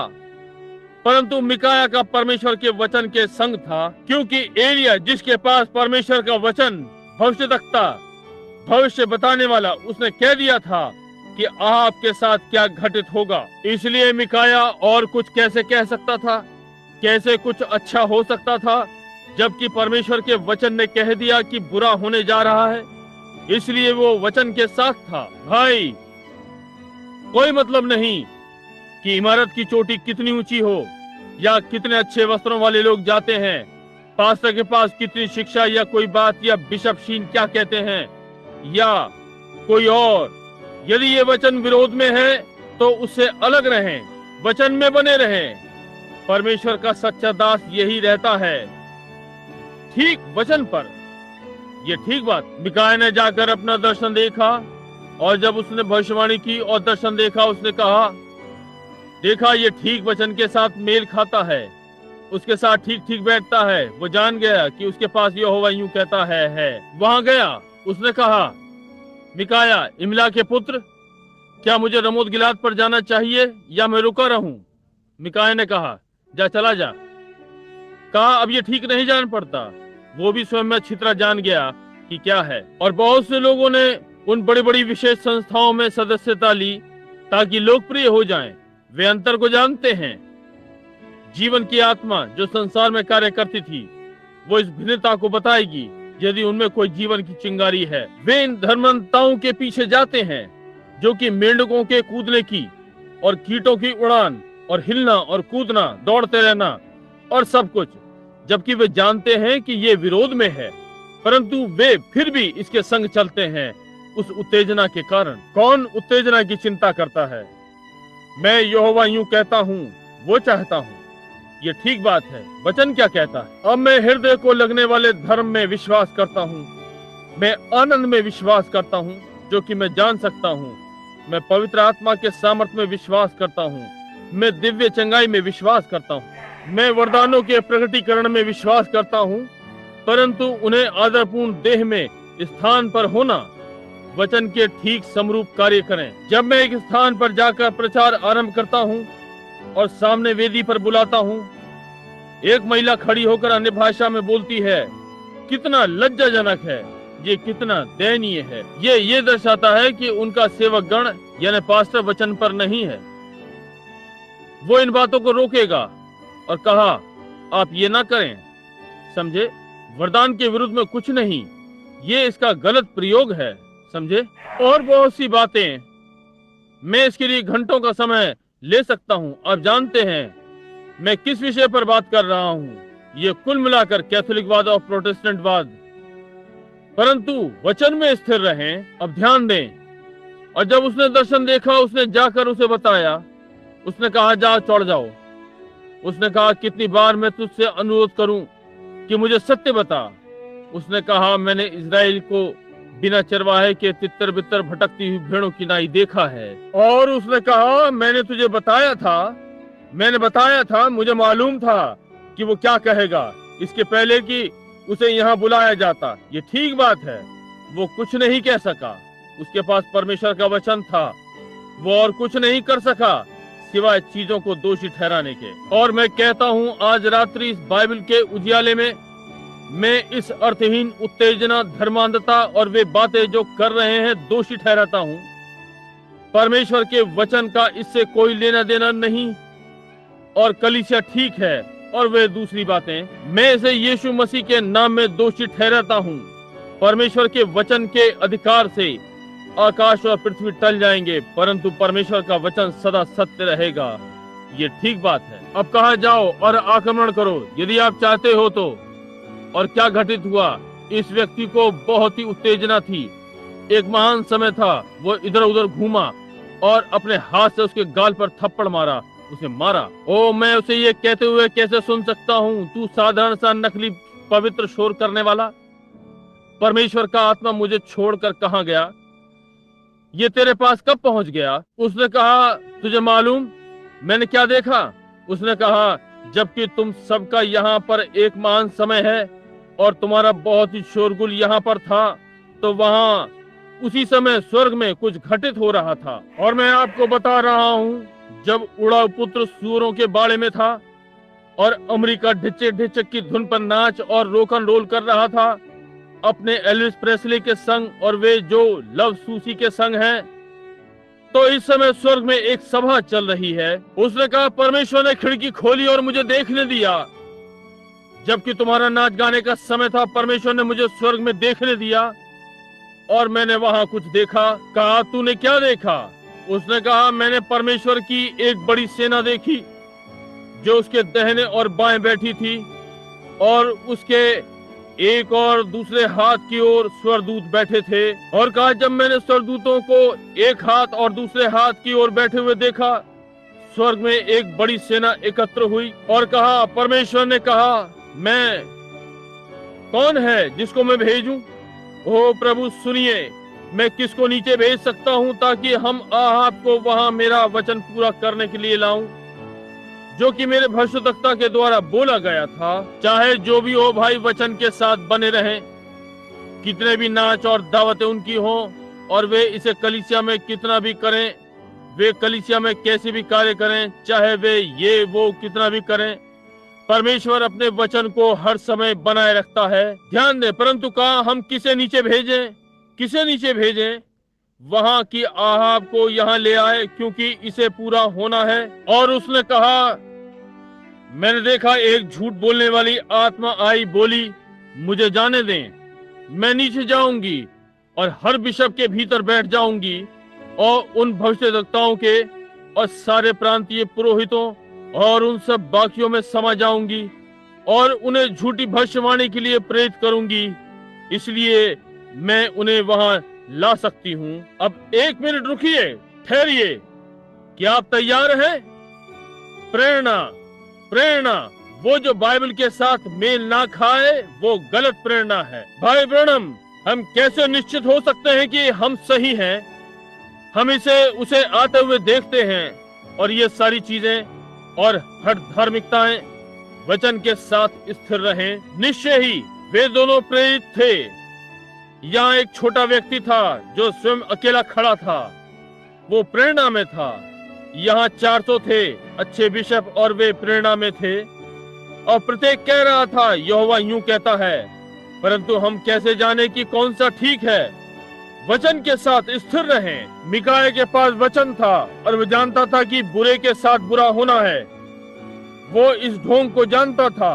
वो बनावटी विश्वासी धर्म, वो चीज जिसमें बहुत सारा सामाजिक वर्ग है, और रंगी हुई जिज़ाबेल, और वे दूसरी चीजें जीवित परमेश्वर के हाथ के द्वारा होना था, क्योंकि भविष्यद्वक्ता परमेश्वर के वचन ने ऐसा ही कहा था।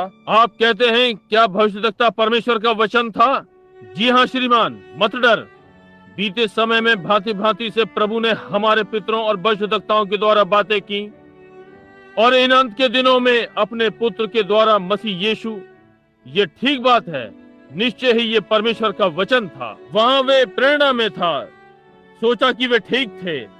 मैं ये नहीं कहता कि वे सच्चे नहीं थे, वे थे, वे महान पुरुष थे, वे अशिक्षित मनुष्य नहीं थे, वे अस्थिर व्यक्ति नहीं थे, वे महान मनुष्य थे, वचन में शिक्षित, प्रेरणा युक्त, परंतु उनकी प्रेरणा बाइबल के वचन के साथ मेल नहीं खाती थी।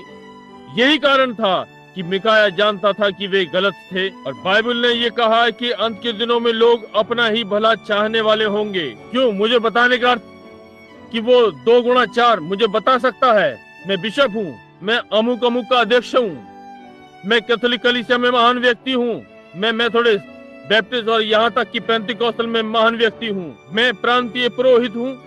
तुम्हारे कहने का अर्थ है आप उसे मुझे, ये ठीक बात है, आप मुझे ये और वो बताएंगे। बाइबल ने कहा वे अपना हित चाहने वाले होंगे, डींगमार, घमंडी, निंदक, आज्ञाकारी, धन्यवाद रहित, अपवित्र, स्वाभाविक प्रेम नहीं, असंयमी और भले के ही विरोधी, भक्ति का भेष भरते हैं जैसे कि उन्होंने किया, परंतु वचन की सामर्थ का इनकार करते हैं। यदि वे उनके अनुसार ना बोले तो उनमें जीवन नहीं। ये ठीक बात है, भक्ति का भेष धरते हैं परंतु उसका इनकार करते हैं। ऐसों से अलग रहना, क्योंकि इस प्रकार के लोग घरों में घुसते अपनी छोटी पुस्तकों और अभियानों और आदि और मूर्ख स्त्रियों को जो पाप से दबी हैं उन्हें बहका देते हैं। नाना प्रकार की अभिलाषाओं में सदा सीखती रहती हैं और कभी भी सत्य तक नहीं आ पाती हैं। वे किस प्रकार के हैं? जम्ब्रेस और यन्नेस में सब प्रकार की धर्मांधता और सब चीजें थी। जैसे यन्नेस और जम्ब्रेस ने मूसा का सामना किया, वैसे ही ये सत्य का सामना करते हैं। भ्रष्ट बुद्धि के वचन के लिए परमेश्वर के वचन को लेने का यत्न करते हैं और इसे किसी और में दूषित कर देते हैं। काल्पनिक या धार्मिक संस्था में या एक बड़ा नाम बनाते हैं या अपना नाम बड़ा करते हैं। ऐसों से परे रहना, वचन के संग बने रहना। क्या घटित हुआ? उसने कहा, मैंने इस झूठी आत्मा को देखा कि मैं नीचे जाकर उन्हें उस्काऊंगी, मैं उनसे झूठी भविष्यवाणी करवाऊंगी और वे लोग जो जनता को प्रसन्न रखना चाहते हैं, ओ परमेश्वर हमारी सहायता कर, इसलिए इसे लेना चाहते हैं, कानों की खुजली के साथ शिक्षक बने, इस सत्य को छोड़ कथा कहानियों की ओर फिर गए। जैसे कि पवित्र आत्मा ने चेतावनी दी और हमें बताया कि अंत के दिनों में वे कैसे होंगे। स्वयं को लोकप्रिय करने की इच्छा रखते हैं कि रेडियो की बड़ा स्थान या बड़ा टेलीविजन या एक बड़ा नाम या एक कलीसिया में बड़ी पकड़, कुछ महान जिससे स्वयं को ऊंचा उठाएं, इसलिए करना चाहते हैं, जब तक कि वे इसे वचन में देखने में असफल रहते हैं। परंतु मिकाया वचन देख रहा था, उसके पास सत्य था, उसके पास वचन था। ध्यान दें, तब उसने बताया कि क्या घटित होने जा रहा है और इस व्यक्ति ने जाकर उसके मुख पर थप्पड़ मारा। बोला, परमेश्वर का आत्मा किस मार्ग से गया? कहा, तू तब देखेगा जब तू अंदर की कोठरी में छिपा हुआ बैठा रहोगा। और अहाब ने कहा, इसे जेल में डाल दो, जो भी हो सारी सभाएं बंद कर दो। हम आसपास में कोई भी पवित्र शोर मचाने वालों का कार्य नहीं चाहते। कोई चिंता नहीं, ये आ रहा है। इसे जेल में डाल दो और उसे दुख की रोटी दो और दुख का पानी, और जब मैं शांति से लौट आऊं तो मैं इसे देखूंगा। दूसरे शब्दों में उसका सर काट दूंगा। बूढ़ा मिकाया परमेश्वर के वचन पर स्थिर था, अपने दर्शन को जानता था। ओ परमेश्वर, जानता था कि उसका दर्शन ठीक परमेश्वर के वचन के साथ है, ये असफल नहीं हो सकता। उसने कहा, यदि तू शांति के साथ वापस आया तो परमेश्वर मुझसे नहीं बोला। आमीन और आमीन। ओ लोगों, समय अधिक हो गया है। मेरे प्रिय मित्र, मैं आपसे ये कहना चाहता हूं, आप कभी भी उस योजना को न सुने जो आपको ये बताता है कि ये परमेश्वर का वचन और सत्य नहीं है। आप किसी भी बेढंगी बात को कभी ना सुने जो प्रभु यीशु मसीह के द्वारा न लाई गई हो या उसकी भविष्यवाणी की गई हो, क्योंकि वो जब स्वयं आया और बीमारों को चंगा किया, उसने ये केवल इसलिए किया ताकि वचन पूरा किया जा सके। केवल वचन को पूरा करने के लिए उसने दोनों भविष्यवाणी की हैं, सब प्रकार की कलीसियाओं के लिए। प्रकाशित वाक्य 17 में कहा है, मैंने एक स्त्री को देखा, वेश्या को, जो कि एक महान बैंगनी रंग के पशु पर बैठी है, जिसके 7 सिर हैं। वेटिकन 7 पहाड़ों पर है। अभी कुछ महीनों पहले होकर आया हूँ। और कहा, व्यभिचारिणियों की माता है, पुत्रियां जो उससे उत्पन्न हुई हैं। कोई भी बुरी स्त्री अच्छी लड़की को जन्म दे सकती है, परंतु ध्यान दें, व्यभिचारिणियां क्या है? एक वेश्या। ये बदनाम स्त्रियां क्या है? क्या पुरुष लोग? क्या स्त्रियां व्यभिचार करती? और दूसरे पुरुषों के संग रहती हैं जो उनके पति नहीं होते। और ये लोग, ये कलीसियाएं परमेश्वर के दास और परमेश्वर की कलीसिया होने का दावा करते हैं और असहनीय और संसार की बातें करते हैं। वे आत्मिक व्यभिचार करते हैं। वे अपनी भक्त मंडलियों का मुंह रंगने देते हैं। वे स्त्रियां छोटे छोटे वस्त्र पहनती हैं और वे संसार के समान कपड़े पहनकर बाहर जाती हैं और कभी दोषी नहीं ठहराते। वे लोगों को सिगरेट पीने देते हैं, एक सामाजिक सिगरेट और शराब का जाम, और उन्हें ताश खेलने की अनुमति देते हैं, तहखाने के तालाबों पर खेलने देना, और कविताएं और नाच कलीसियाओं में, और सूप पार्टियां और सब दूसरी चीजें, और थोड़ा सा धर्म ज्ञान सिखाते हैं बजाय परमेश्वर के जीवित वचन के। आप जानते हैं ये सत्य है। ये मामूली झमघट खोजे बने हुए हैं।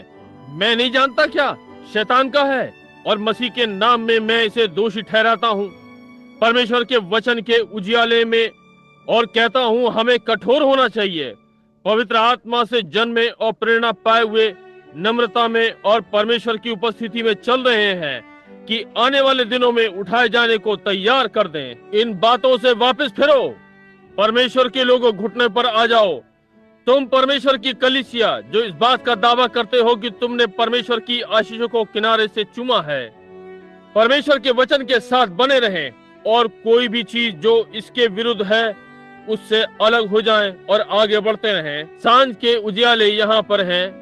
प्रभु यीशु जल्दी ही आ रहा है।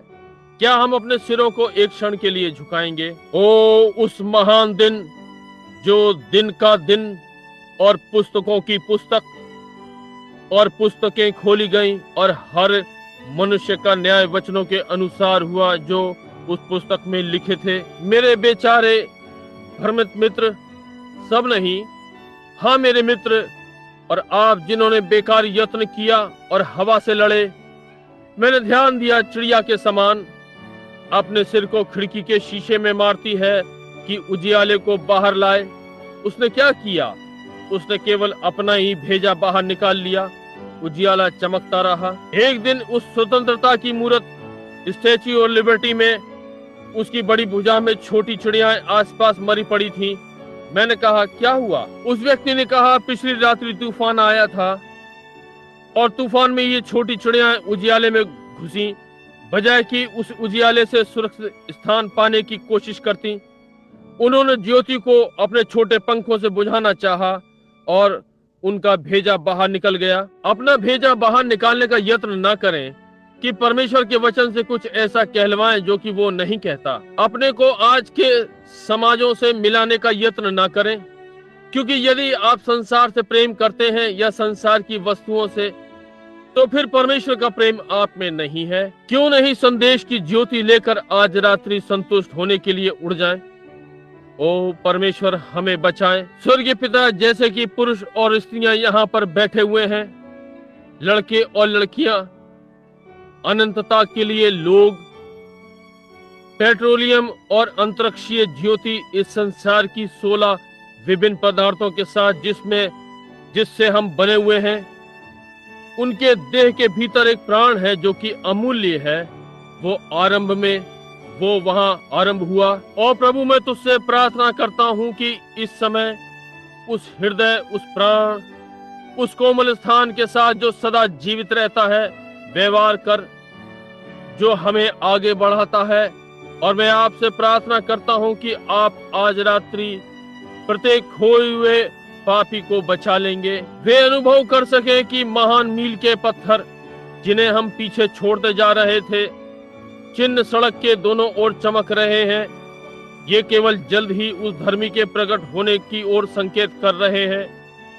वो प्रभु यीशु को जो जीवन के अर्थ का मित्र हो रहा है कि अनंत जीवन क्या है जाने, और हम उसे बाइबल के अनुसार जान सकते हैं, ना कि हमारी कलीसिया के द्वारा, परंतु जन्म के द्वारा नया जन्म लेते हुए। और पिता, मैं अपने संपूर्ण हृदय से विश्वास करता हूँ यहाँ एक भी मरणहार व्यक्ति नहीं है, मुझे भी लेकर, जो दोषी ठहरना चाहता हो या नरक में जाना चाहता हो। और हम क्यों किसी चीज को अपने मार्ग में आने दें?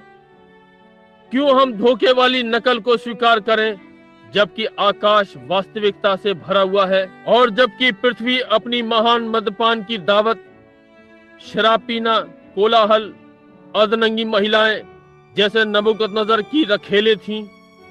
दीवार पर हस्तलेख लिखा जा रहा है। दर्शी इसे आता हुआ देख रहे हैं जो कि साधारण लोगों से ऊपर है। हम इसे देखते हैं क्योंकि ये वचन में लिखा हुआ है, अब जल नहीं परंतु इस बार आग। और हम दीवार पर हस्तलेख देखते हैं। हम देखते हैं कि प्रत्येक राष्ट्र दोषी हो गया है और परमेश्वर अपनी कलीसिया को लेने जा रहा है, फिर से जन्मे हुओं को। वो घड़ी आ रही है जो वे पिछले युग के लूथरन युग, मेथोडिस्ट युग, सारे युगों से होते हुए जो सच्चे हृदय से परमेश्वर में सोए हुए हैं। जब दाना केवल एक छोटी पत्ती था, जब ये एक खुंदना था, परंतु ये कुल मिलाकर वो जीवन होगा जो इकट्ठा होकर और पुनरुत्थान आएगा। वे सब प्रभु यीशु की एक सुंदर देह का निर्माण करेंगे। ये जल्दी ही होने वाला है। आपने कहा वे जो इसे अस्वीकार करेंगे वे रोने और कष्ट और दांत पीसने के लिए बाहर अंधकार में फेंक दिए जाएंगे। पिता परमेश्वर, यहाँ कोई भी व्यक्ति वहां नहीं होना चाहेगा। ओ परमेश्वर, हम पर दया कर और हमारे पश्चातापी हृदयों के साथ और अपने सिर पृथ्वी की ओर झुकाए हुए, जहां से आपने हमें लिया, यदि आप देरी करते हैं तो हम वापस जाएंगे। परमेश्वर, हम पर दयालु हो, जैसा कि मैं इस प्रतीक्षा करती हुई भक्त मंडली के लिए निवेदन करता हूं। आज रात्रि संदेश के पश्चात मैं प्रार्थना करता हूं कि लोग तेरी उपस्थिति में खड़े होने का अनुभव कर सकें। और जबकि हम अपने सिर झुकाए हुए हैं, क्या यहाँ कोई व्यक्ति है, बल्कि कितने, आप में से बहुत से होने ही हैं, क्या आप अनुभव करें कि आपका जीवन परमेश्वर के वचन से मेल नहीं खाता? क्या आप टालते आ रहे हैं? आपने कच्चा विश्वास किया है और आपने छोटा सा संसार ले लिया है और इसका उसका छोटा सा, और आप इससे बीमार और थके हुए हैं। आज रात्रि आपने कलीसिया की सदस्यता ली है, ये सत्य है। हो सकता है आपने नहीं किया, मैं नहीं जानता, परंतु परमेश्वर के सम्मुख हम जो इस प्रार्थना से पहले उसकी उपस्थिति में खड़े हो सकते हैं, संभव है कोई परमाणु मिसाइल इन सारी चीजों को नष्ट कर दे इसके पहले भोर हो। स्मरण रखें, अब रूस में अब दिन का उजियाला है। उसने कहा एक पलंग पर दो होंगे, कहीं जब वो आएगा रात्रि होनी चाहिए, एक ले लिया जाएगा, दूसरा छोड़ दिया जाएगा। क्या आप अपने हृदय में संतुष्ट हैं? परमेश्वर के वचन के उजियाले में अपने परमेश्वर के आत्मा के द्वारा नया जन्म लिया है और जीवन के फल आपके जीवन में लगते हैं। प्रेम, आनंद, शांति, धीरज, भलाई, विश्वास, दया, धैर्य के साथ ये आप में आ रहा है। यदि नहीं, क्या आप इतने संवेदनशील हैं? संभव है मैं इस प्रकार से रखूं जैसे कि परमेश्वर की ओर हाथ उठाने से, और आप अपने गलत कहने को स्वीकार करें। परमेश्वर मुझ पर दयावान हो और पवित्र आत्मा देने के द्वारा मेरी वैसा ही मसीह होने में सहायता करें जैसा आप चाहते हैं कि मैं हूं, और मैं भक्ति का जीवन व्यतीत करूं। क्या आप अपने हाथ को परमेश्वर की ओर उठाएंगे? परमेश्वर प्रत्येक को आशीष दे। बहुत से हाथ उठे हुए हैं। क्या कोई और है जो अपना हाथ उठाना चाहेगा जो उस समय नहीं किया? क्या आप अपना हाथ उठाएंगे? महिलाओं, परमेश्वर आपको आशीष दे। पुरुषों, महिलाओं, क्या आप वास्तव में, महिला, परमेश्वर आपको आशीष दे। महिला, परमेश्वर आपको आशीष दे। श्रीमान, परमेश्वर आपको आशीष दे। बहन, परमेश्वर आपको आशीष दे। छोटे लड़के, परमेश्वर आपको आशीष दे। क्या आप इस गंभीरता को अनुभव करते हैं? आप यहाँ केवल संदेश सुनने नहीं आते या संदेश वाहक को देखने। मेरा अर्थ, आप संदेश सुनने आते हैं और संदेश पवित्र आत्मा परमेश्वर के वचन को लेता है और आपको देता है। अब इस विषय में क्या है? संभव है भोर होते होते अधिक देर हो जाए। क्या आप परमेश्वर की उपस्थिति में अपने हाथ को उठाना चाहेंगे? आप जिसने अभी तक, और कहें परमेश्वर मुझ पर दयावान हो, मैं आपके आत्मा को अपने में चाहता हूँ। परमेश्वर आपको आशीष दे। श्रीमान, परमेश्वर आपको आशीष दे। वहां पीछे, परमेश्वर आपको आशीष दे। परमेश्वर आपको आशीष दे। और आपको और आपको और आपको। हाँ, परमेश्वर आपको आशीष दे श्रीमान।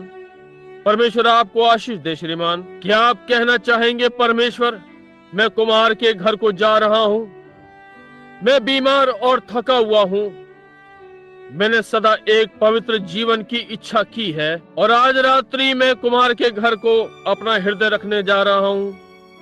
परमेश्वर इसे पूरी रीति से तोड़ दें और मुझे नया हृदय दें, एक नई आत्मा, और अपना आत्मा इसके बीच में डाले और मेरा जीवन आपके वचन के अनुसार व्यतीत हो। मुझे आज का मिकाया बनाए ताकि मैं यहोवा यूं कहता है पर खड़ा रह सकूं, और मेरा दर्शन और मेरा जीवन जो मैं आपके समक्ष जीता हूं, ना कि मैं परंतु आत्मा मुझ में उस जीवन को जिए जो बाइबल की मांग है। मैं इस प्रकार का होना चाहता हूं। ओ परमेश्वर, आपके अनुग्रह के द्वारा मुझे इस प्रकार का बनाए। अब कोई जिसने अपना हाथ नहीं उठाया है, क्या आप अब करेंगे? महिला, परमेश्वर आपको आशीष दे। परमेश्वर आपको आशीष दे। परमेश्वर आपको आशीष दे। महिला, परमेश्वर आपको आशीष दे। थोड़ा शांत बैठें। अब जबकि आप प्रार्थना कर रहे हैं, हर सिर झुका हुआ है, हर आंख बंद है, हर कोई प्रार्थना कर रहा है। धीरे धीरे मिठास में अब इसे स्वीकार करें। तेज रूपांतरण। पृथ्वी का ना हिलने वाला खड़ा नहीं रह सकता। अपनी आशाएं अनंत बातों पर बनाएं। परमेश्वर के ना बदलने वाले हाथ को पकड़ लें। परमेश्वर के ना बदलने वाले हाथ को पकड़ लें। परमेश्वर के ना बदलने वाले हाथ को पकड़ लें। अपनी आशाएं अनंत चीजों पर बनाएं। परमेश्वर के ना बदलने वाले हाथ को पकड़ लें। अब परमेश्वर के साथ बंद हो जाएं। जब आपकी यात्रा पूरी हो जाए, यदि आप परमेश्वर के संग सच्चे रहे हैं, शुद्ध और चमकदार आपका घर महिमा में आपको संपूर्ण प्राण दिखाई पड़ेगा। अब आपको क्या करना चाहिए? परमेश्वर के ना बदलने वाले हाथ को पकड़ लें। ये उसका वचन है। परमेश्वर के ना बदलने वाले हाथ को पकड़ लें। अनंत चीजों पर अपनी आशाएं बना लें। परमेश्वर के ना बदलने वाले हाथ को पकड़ लें। वो ठीक आपके पास है। मैं श्रोता गणों के झुंड के पार देख रहा हूं। एक प्रिय छोटा व्यक्ति अपनी प्रियसी को अलविदा कहा। उस दिन थोड़ी देर के लिए जैसे ही वे बाहर गए, उन्होंने परमेश्वर का ना बदलने वाला हाथ पकड़ लिया। उनके प्रिय पति लोग यहाँ हैं। आज रात्रि परमेश्वर के ना बदलने वाले हाथ को पकड़ लो। ये जान लें कि प्रियसी फिर मिलेगी। ओ, वो क्या होगा यदि इनके पास ये नहीं हुआ? ओ, अपनी आशाएं अनंत चीजों पर बनाएं। परमेश्वर के ना बदलने वाले हाथ को पकड़ लो।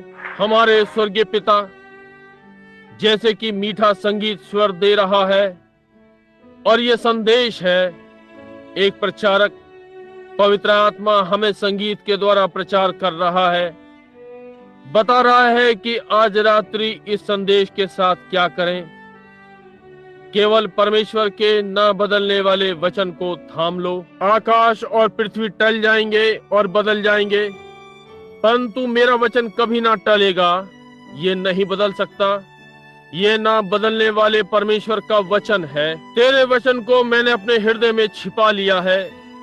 भजन संहिता वालों ने कहा कि मैं तेरे विरुद्ध पाप नहीं करूंगा। पिता, आज रात्रि यहाँ 20 या 30 हाथ खड़े हुए हैं। पुरुष और महिलाओं ने वचन सुन लिया है। जब विश्वास सुनने से आता है, उन्होंने सर्व पर्याप्त निर्णय लिया है ताकि इस घड़ी से आपकी सहायता और अनुग्रह से वे आपकी सेवा करेंगे। अब पिता, क्या आप मिठास के साथ उनके हृदयों में उतर आएंगे? अपना आत्मा उनके नए आत्मा में डाल दें।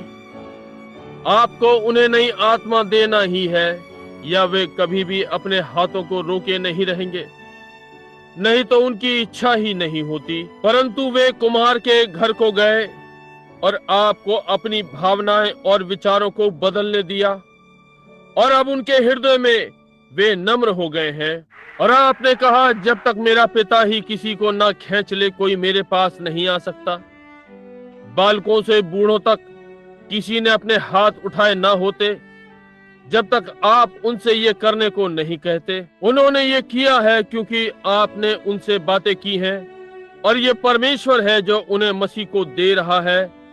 एक प्रेम के उपहार के समान उन्होंने अपना हृदय दे दिया है। हम आपकी महान आवाज को ये कहते हुए सुनते हैं, वो जो मेरी आवाज सुनता है आपकी कलीसिया नहीं, आपकी कलीसिया के पास आपका वचन है, और ये आपके वचन के विरोध में नहीं है, परंतु वो जो मेरे वचन को सुनता और उस पर विश्वास करता है जिसने मुझे भेजा है, उसके पास अनंत जीवन है, और उस पर न्याय नहीं आता, परंतु मृत्यु से पार होकर जीवन में प्रवेश कर गया। पिता इन्हें लंबे जीवन से आशीषित करें, अनंत जीवन से, और इन्हें अंतिम दिन जिला ले, जैसा कि तूने प्रतिज्ञा की है, और होने पाए कि ये समर्पण की महान सेवा होने पाए, जबकि जीवित परमेश्वर के संत आनंद करेंगे और नए होंगे। होने पाए रोगी प्रत्येक, यदि यहाँ कोई उपस्थित है, वे चंगे हो जाएं। आपका आत्मा हमारे प्रभु यीशु मसीह के द्वारा प्रकट होने पाए। अब अपने उठे हुए सिरों के साथ एक क्षण, मुझे आश्चर्य है कि जिन्होंने अपने हाथ उठाए हैं, मैं विश्वास करता हूँ जो आपने कहा है स्वीकार करते हैं, परंतु और मैं विश्वास करता हूँ कि आप सच्चे थे, और मैं आपको परमेश्वर के वचन के पास ले गया जो कि सत्य है। अब केवल एक प्रश्न है जहां की जिसका आपके लिए अर्थ है। यदि आपने किया है तो यह परमेश्वर था जिसने आपके हृदय को खटखटाया है। यह ठीक बात है। अब यदि ये वास्तव में आपके लिए अर्थ रखता है तो फिर पुरानी चीजें जाती रहीं। परमेश्वर ने ऐसा कहा है, ये बदल नहीं सकता। यीशु ने कहा, वो जो मेरे वचन को सुनता और उस पर विश्वास करता है जिसने मुझे भेजा है, उसके पास अनंत जीवन है। मैं सोचता हूँ यदि ये वास्तव में आपके हृदय में हुआ है, क्या आप परमेश्वर का पर्याप्त आभार अनुभव कर रहे हैं? क्या आप यहाँ वेदी पर आना चाहेंगे और घुटने टेक कर उसे धन्यवाद देंगे जो उसने आपके लिए किया है? और जबकि बहन उसी गाने को बजा रही हैं, मैं चाहूंगा कि प्रत्येक जिसने अपना हाथ उठाया है, उनके साथ जिन्होंने नहीं उठाया, जो चाहते हैं कि उन्हें भी आना चाहिए, और आइए हम घुटने टिकाकर सर्वशक्तिमान को धन्यवाद दें उसके लिए जो उसने हमारे लिए किया है और सिद्ध किया कि आप सच्चे थे। अपनी आशाएं अनंत चीजों पर बनाएं, परमेश्वर के ना बदलने वाले हाथ को पकड़ लें। जब हमारी यात्रा पूरी हो जाए, यदि आप परमेश्वर के लिए सच्चे हैं, शुद्ध चमकदार आपका घर महिमा में आपका संपूर्ण प्राण दिखाई पड़ेगा। परमेश्वर के ना बदलने वाले हाथ को पकड़ लें, परमेश्वर के ना बदलने वाले हाथ को पकड़ लें। अपनी आशाएं अनंत चीजों पर बनाएं, परमेश्वर के ना बदलने वाले हाथ को पकड़ लें। ओह, अब मैं निकलता जा रहा हूं। मैं आश्चर्यचकित हूं। हमारे पास आज रात्रि यहाँ बहुत से पास्टर और सुसमाचार प्रचारक हैं जो परमेश्वर के राज्य में प्राणों को देखना पसंद करते हैं। आश्चर्य है यदि आप यहाँ आए। पास्टर भाइयों, अच्छा होगा कि आप अपना स्थान यहाँ आकर ले लें। हम इन प्रिय लोगों के लिए प्रार्थना करने जा रहे हैं। आप जानते हैं क्या, मैंने वचन के अनुसार परखने का यत्न किया है। उन्होंने अपने हाथ खड़े किए कि वे आज रात्रि परमेश्वर के अनंत वचन को स्वीकार करेंगे और विश्वास करेंगे।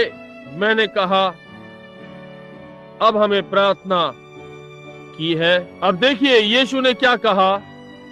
अब इसे वचन पर लें। हमारे पास बहुत सी कल्पनाएं हैं, परंतु हम इसे वचन से लें। यीशु ने कहा, वो जो मेरा वचन सुनता है और उस पर विश्वास करता है जिसने मुझे भेजा है, उसके पास अनंत जीवन है और न्याय में नहीं आएगा, परंतु मृत्यु से पार होकर जीवन में प्रवेश कर गया।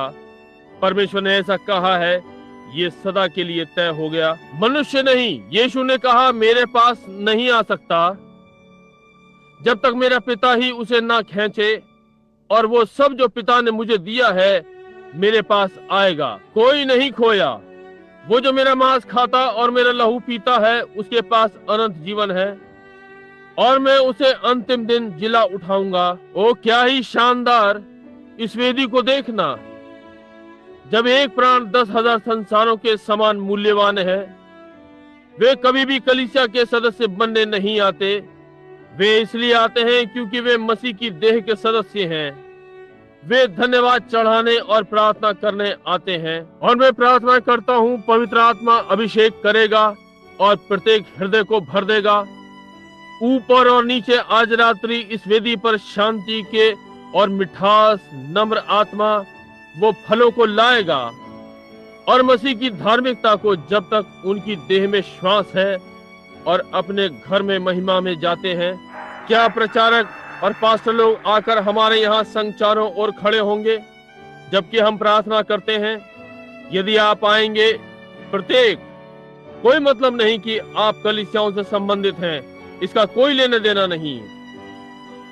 इसके साथ हम केवल चाहते हैं कि लोगों के चारों ओर आ जाएं। मैं होता हुआ निकल रहा हूँ, मैं जा रहा हूँ, आपके हृदय का यही उद्देश्य हो। मैं दाम चुकाऊंगा। दूसरे मसीह क्या करते हैं, मैं अपना मार्ग लूंगा, मिकाया के समान, प्रभु के लिए तुच्छ थोड़े लोगों के संग। मैंने यीशु के साथ आरंभ कर लिया है। मैं निकल रहा हूँ। हाँ, मैं जा रहा हूँ, मैं निकलता हुआ जा रहा हूँ। मैं दाम चुकाऊंगा। दूसरे मसीह क्या करते हैं, मैं प्रभु के लिए थोड़े से तुच्छ लोगों के साथ अपना मार्ग लूंगा। मैंने यीशु के साथ आरंभ कर लिया है और मैं निकलता जा रहा हूँ। मैं, क्या कोई और है जो इस मार्ग को लेना चाहेगा, तो मेरे पिता के सम्मुख मुझसे शर्माए, यानी मनुष्यों के सामने। मैं भी भोर को स्वर्गदूतों के सामने ले जाऊंगा। क्या आप पक्ष लेने के लिए इस छोटी भक्त मंडली के सामने शर्माए हैं? क्या आप लजाए हैं? वो जो मुझे मनुष्यों के सन्मुख मांग लेगा, मैं भी उसे पिता के सामने मान लूंगा। प्रभु, मैं मार्ग लूंगा। मैं निकलता हुआ जा रहा हूँ। मैंने यीशु के साथ आरंभ कर लिया है और मैं निकलता हुआ जा रहा हूँ।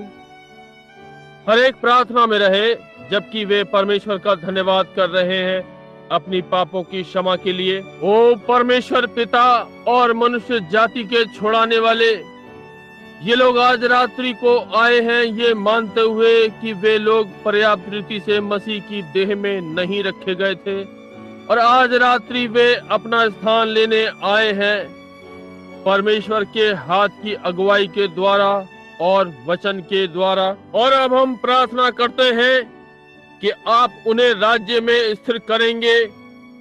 वे जो भी सेवा करें, होने पाए वे आज रात्रि एक मत से तेरे पवित्र वचन का विश्वास करें, और होने पाए आप पवित्र आत्मा के द्वारा उनसे बातें करें, और वे प्रेरणा के द्वारा मसीह की देह में अगुवाई से लाए जाएं जहां पर आपने उन्हें बुलाया है। ओ परमेश्वर, इसके लिए हम कैसे तेरा धन्यवाद करें। ये तेरी दृष्टि में शानदार है। इन पुरुषों स्त्रियों को तेरी वेदी पर नम्रता से घुटने टेके हुए देखकर हमारे हृदय को उत्तेजित करता है, और अपने अपराधों को स्वीकार करते हैं और अनुग्रह के लिए अनुरोध करते हैं।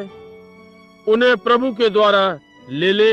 आपके अभिषिक्त दास और वचन के सेवक गण इन लोगों के पास खड़े हैं, और मैं यहाँ पवित्र मेज के पास खड़ा हूँ। ये शानदार अवसर है। परमेश्वर के स्वर्गदूतों ने अपने निवास को छोड़ आज रात्रि इस स्थान नीचे आ गए हैं, क्योंकि ये वचन में लिखा हुआ है, परमेश्वर के दूत उसके डरवैयों के चारों ओर छावनी किए रहते हैं, और इस ना दिखने वाले संसार में जो हमारे चारों ओर है, हमारी भावनाओं को प्रायश्चित के लिए झकझोर रहे हैं और बुराइयों को हमारी दृष्टि के सामने ला रहे हैं, जो हमने गलत किया है। पश्चाताप के हृदयों के साथ हम अपने कुमार्गों को छोड़ते हैं प्रभु, और दिव्य अनुग्रह को मांगते हैं, और वो पवित्र आत्मा जिसने अनुग्रह की हमसे प्रतिज्ञा की है, हम में से प्रत्येक को मिले, जैसे कि हम नम्रता पूर्वक मांगते हैं और परमेश्वर से अनुरोध करते हैं कि अपने वचन को पूरा करें और हमारे जीवनों को सांचे में ढाल दें, और हमारे चरित्र उसके वचन में सही सही बैठें। हम ये मसीह के नाम में मांगते हैं।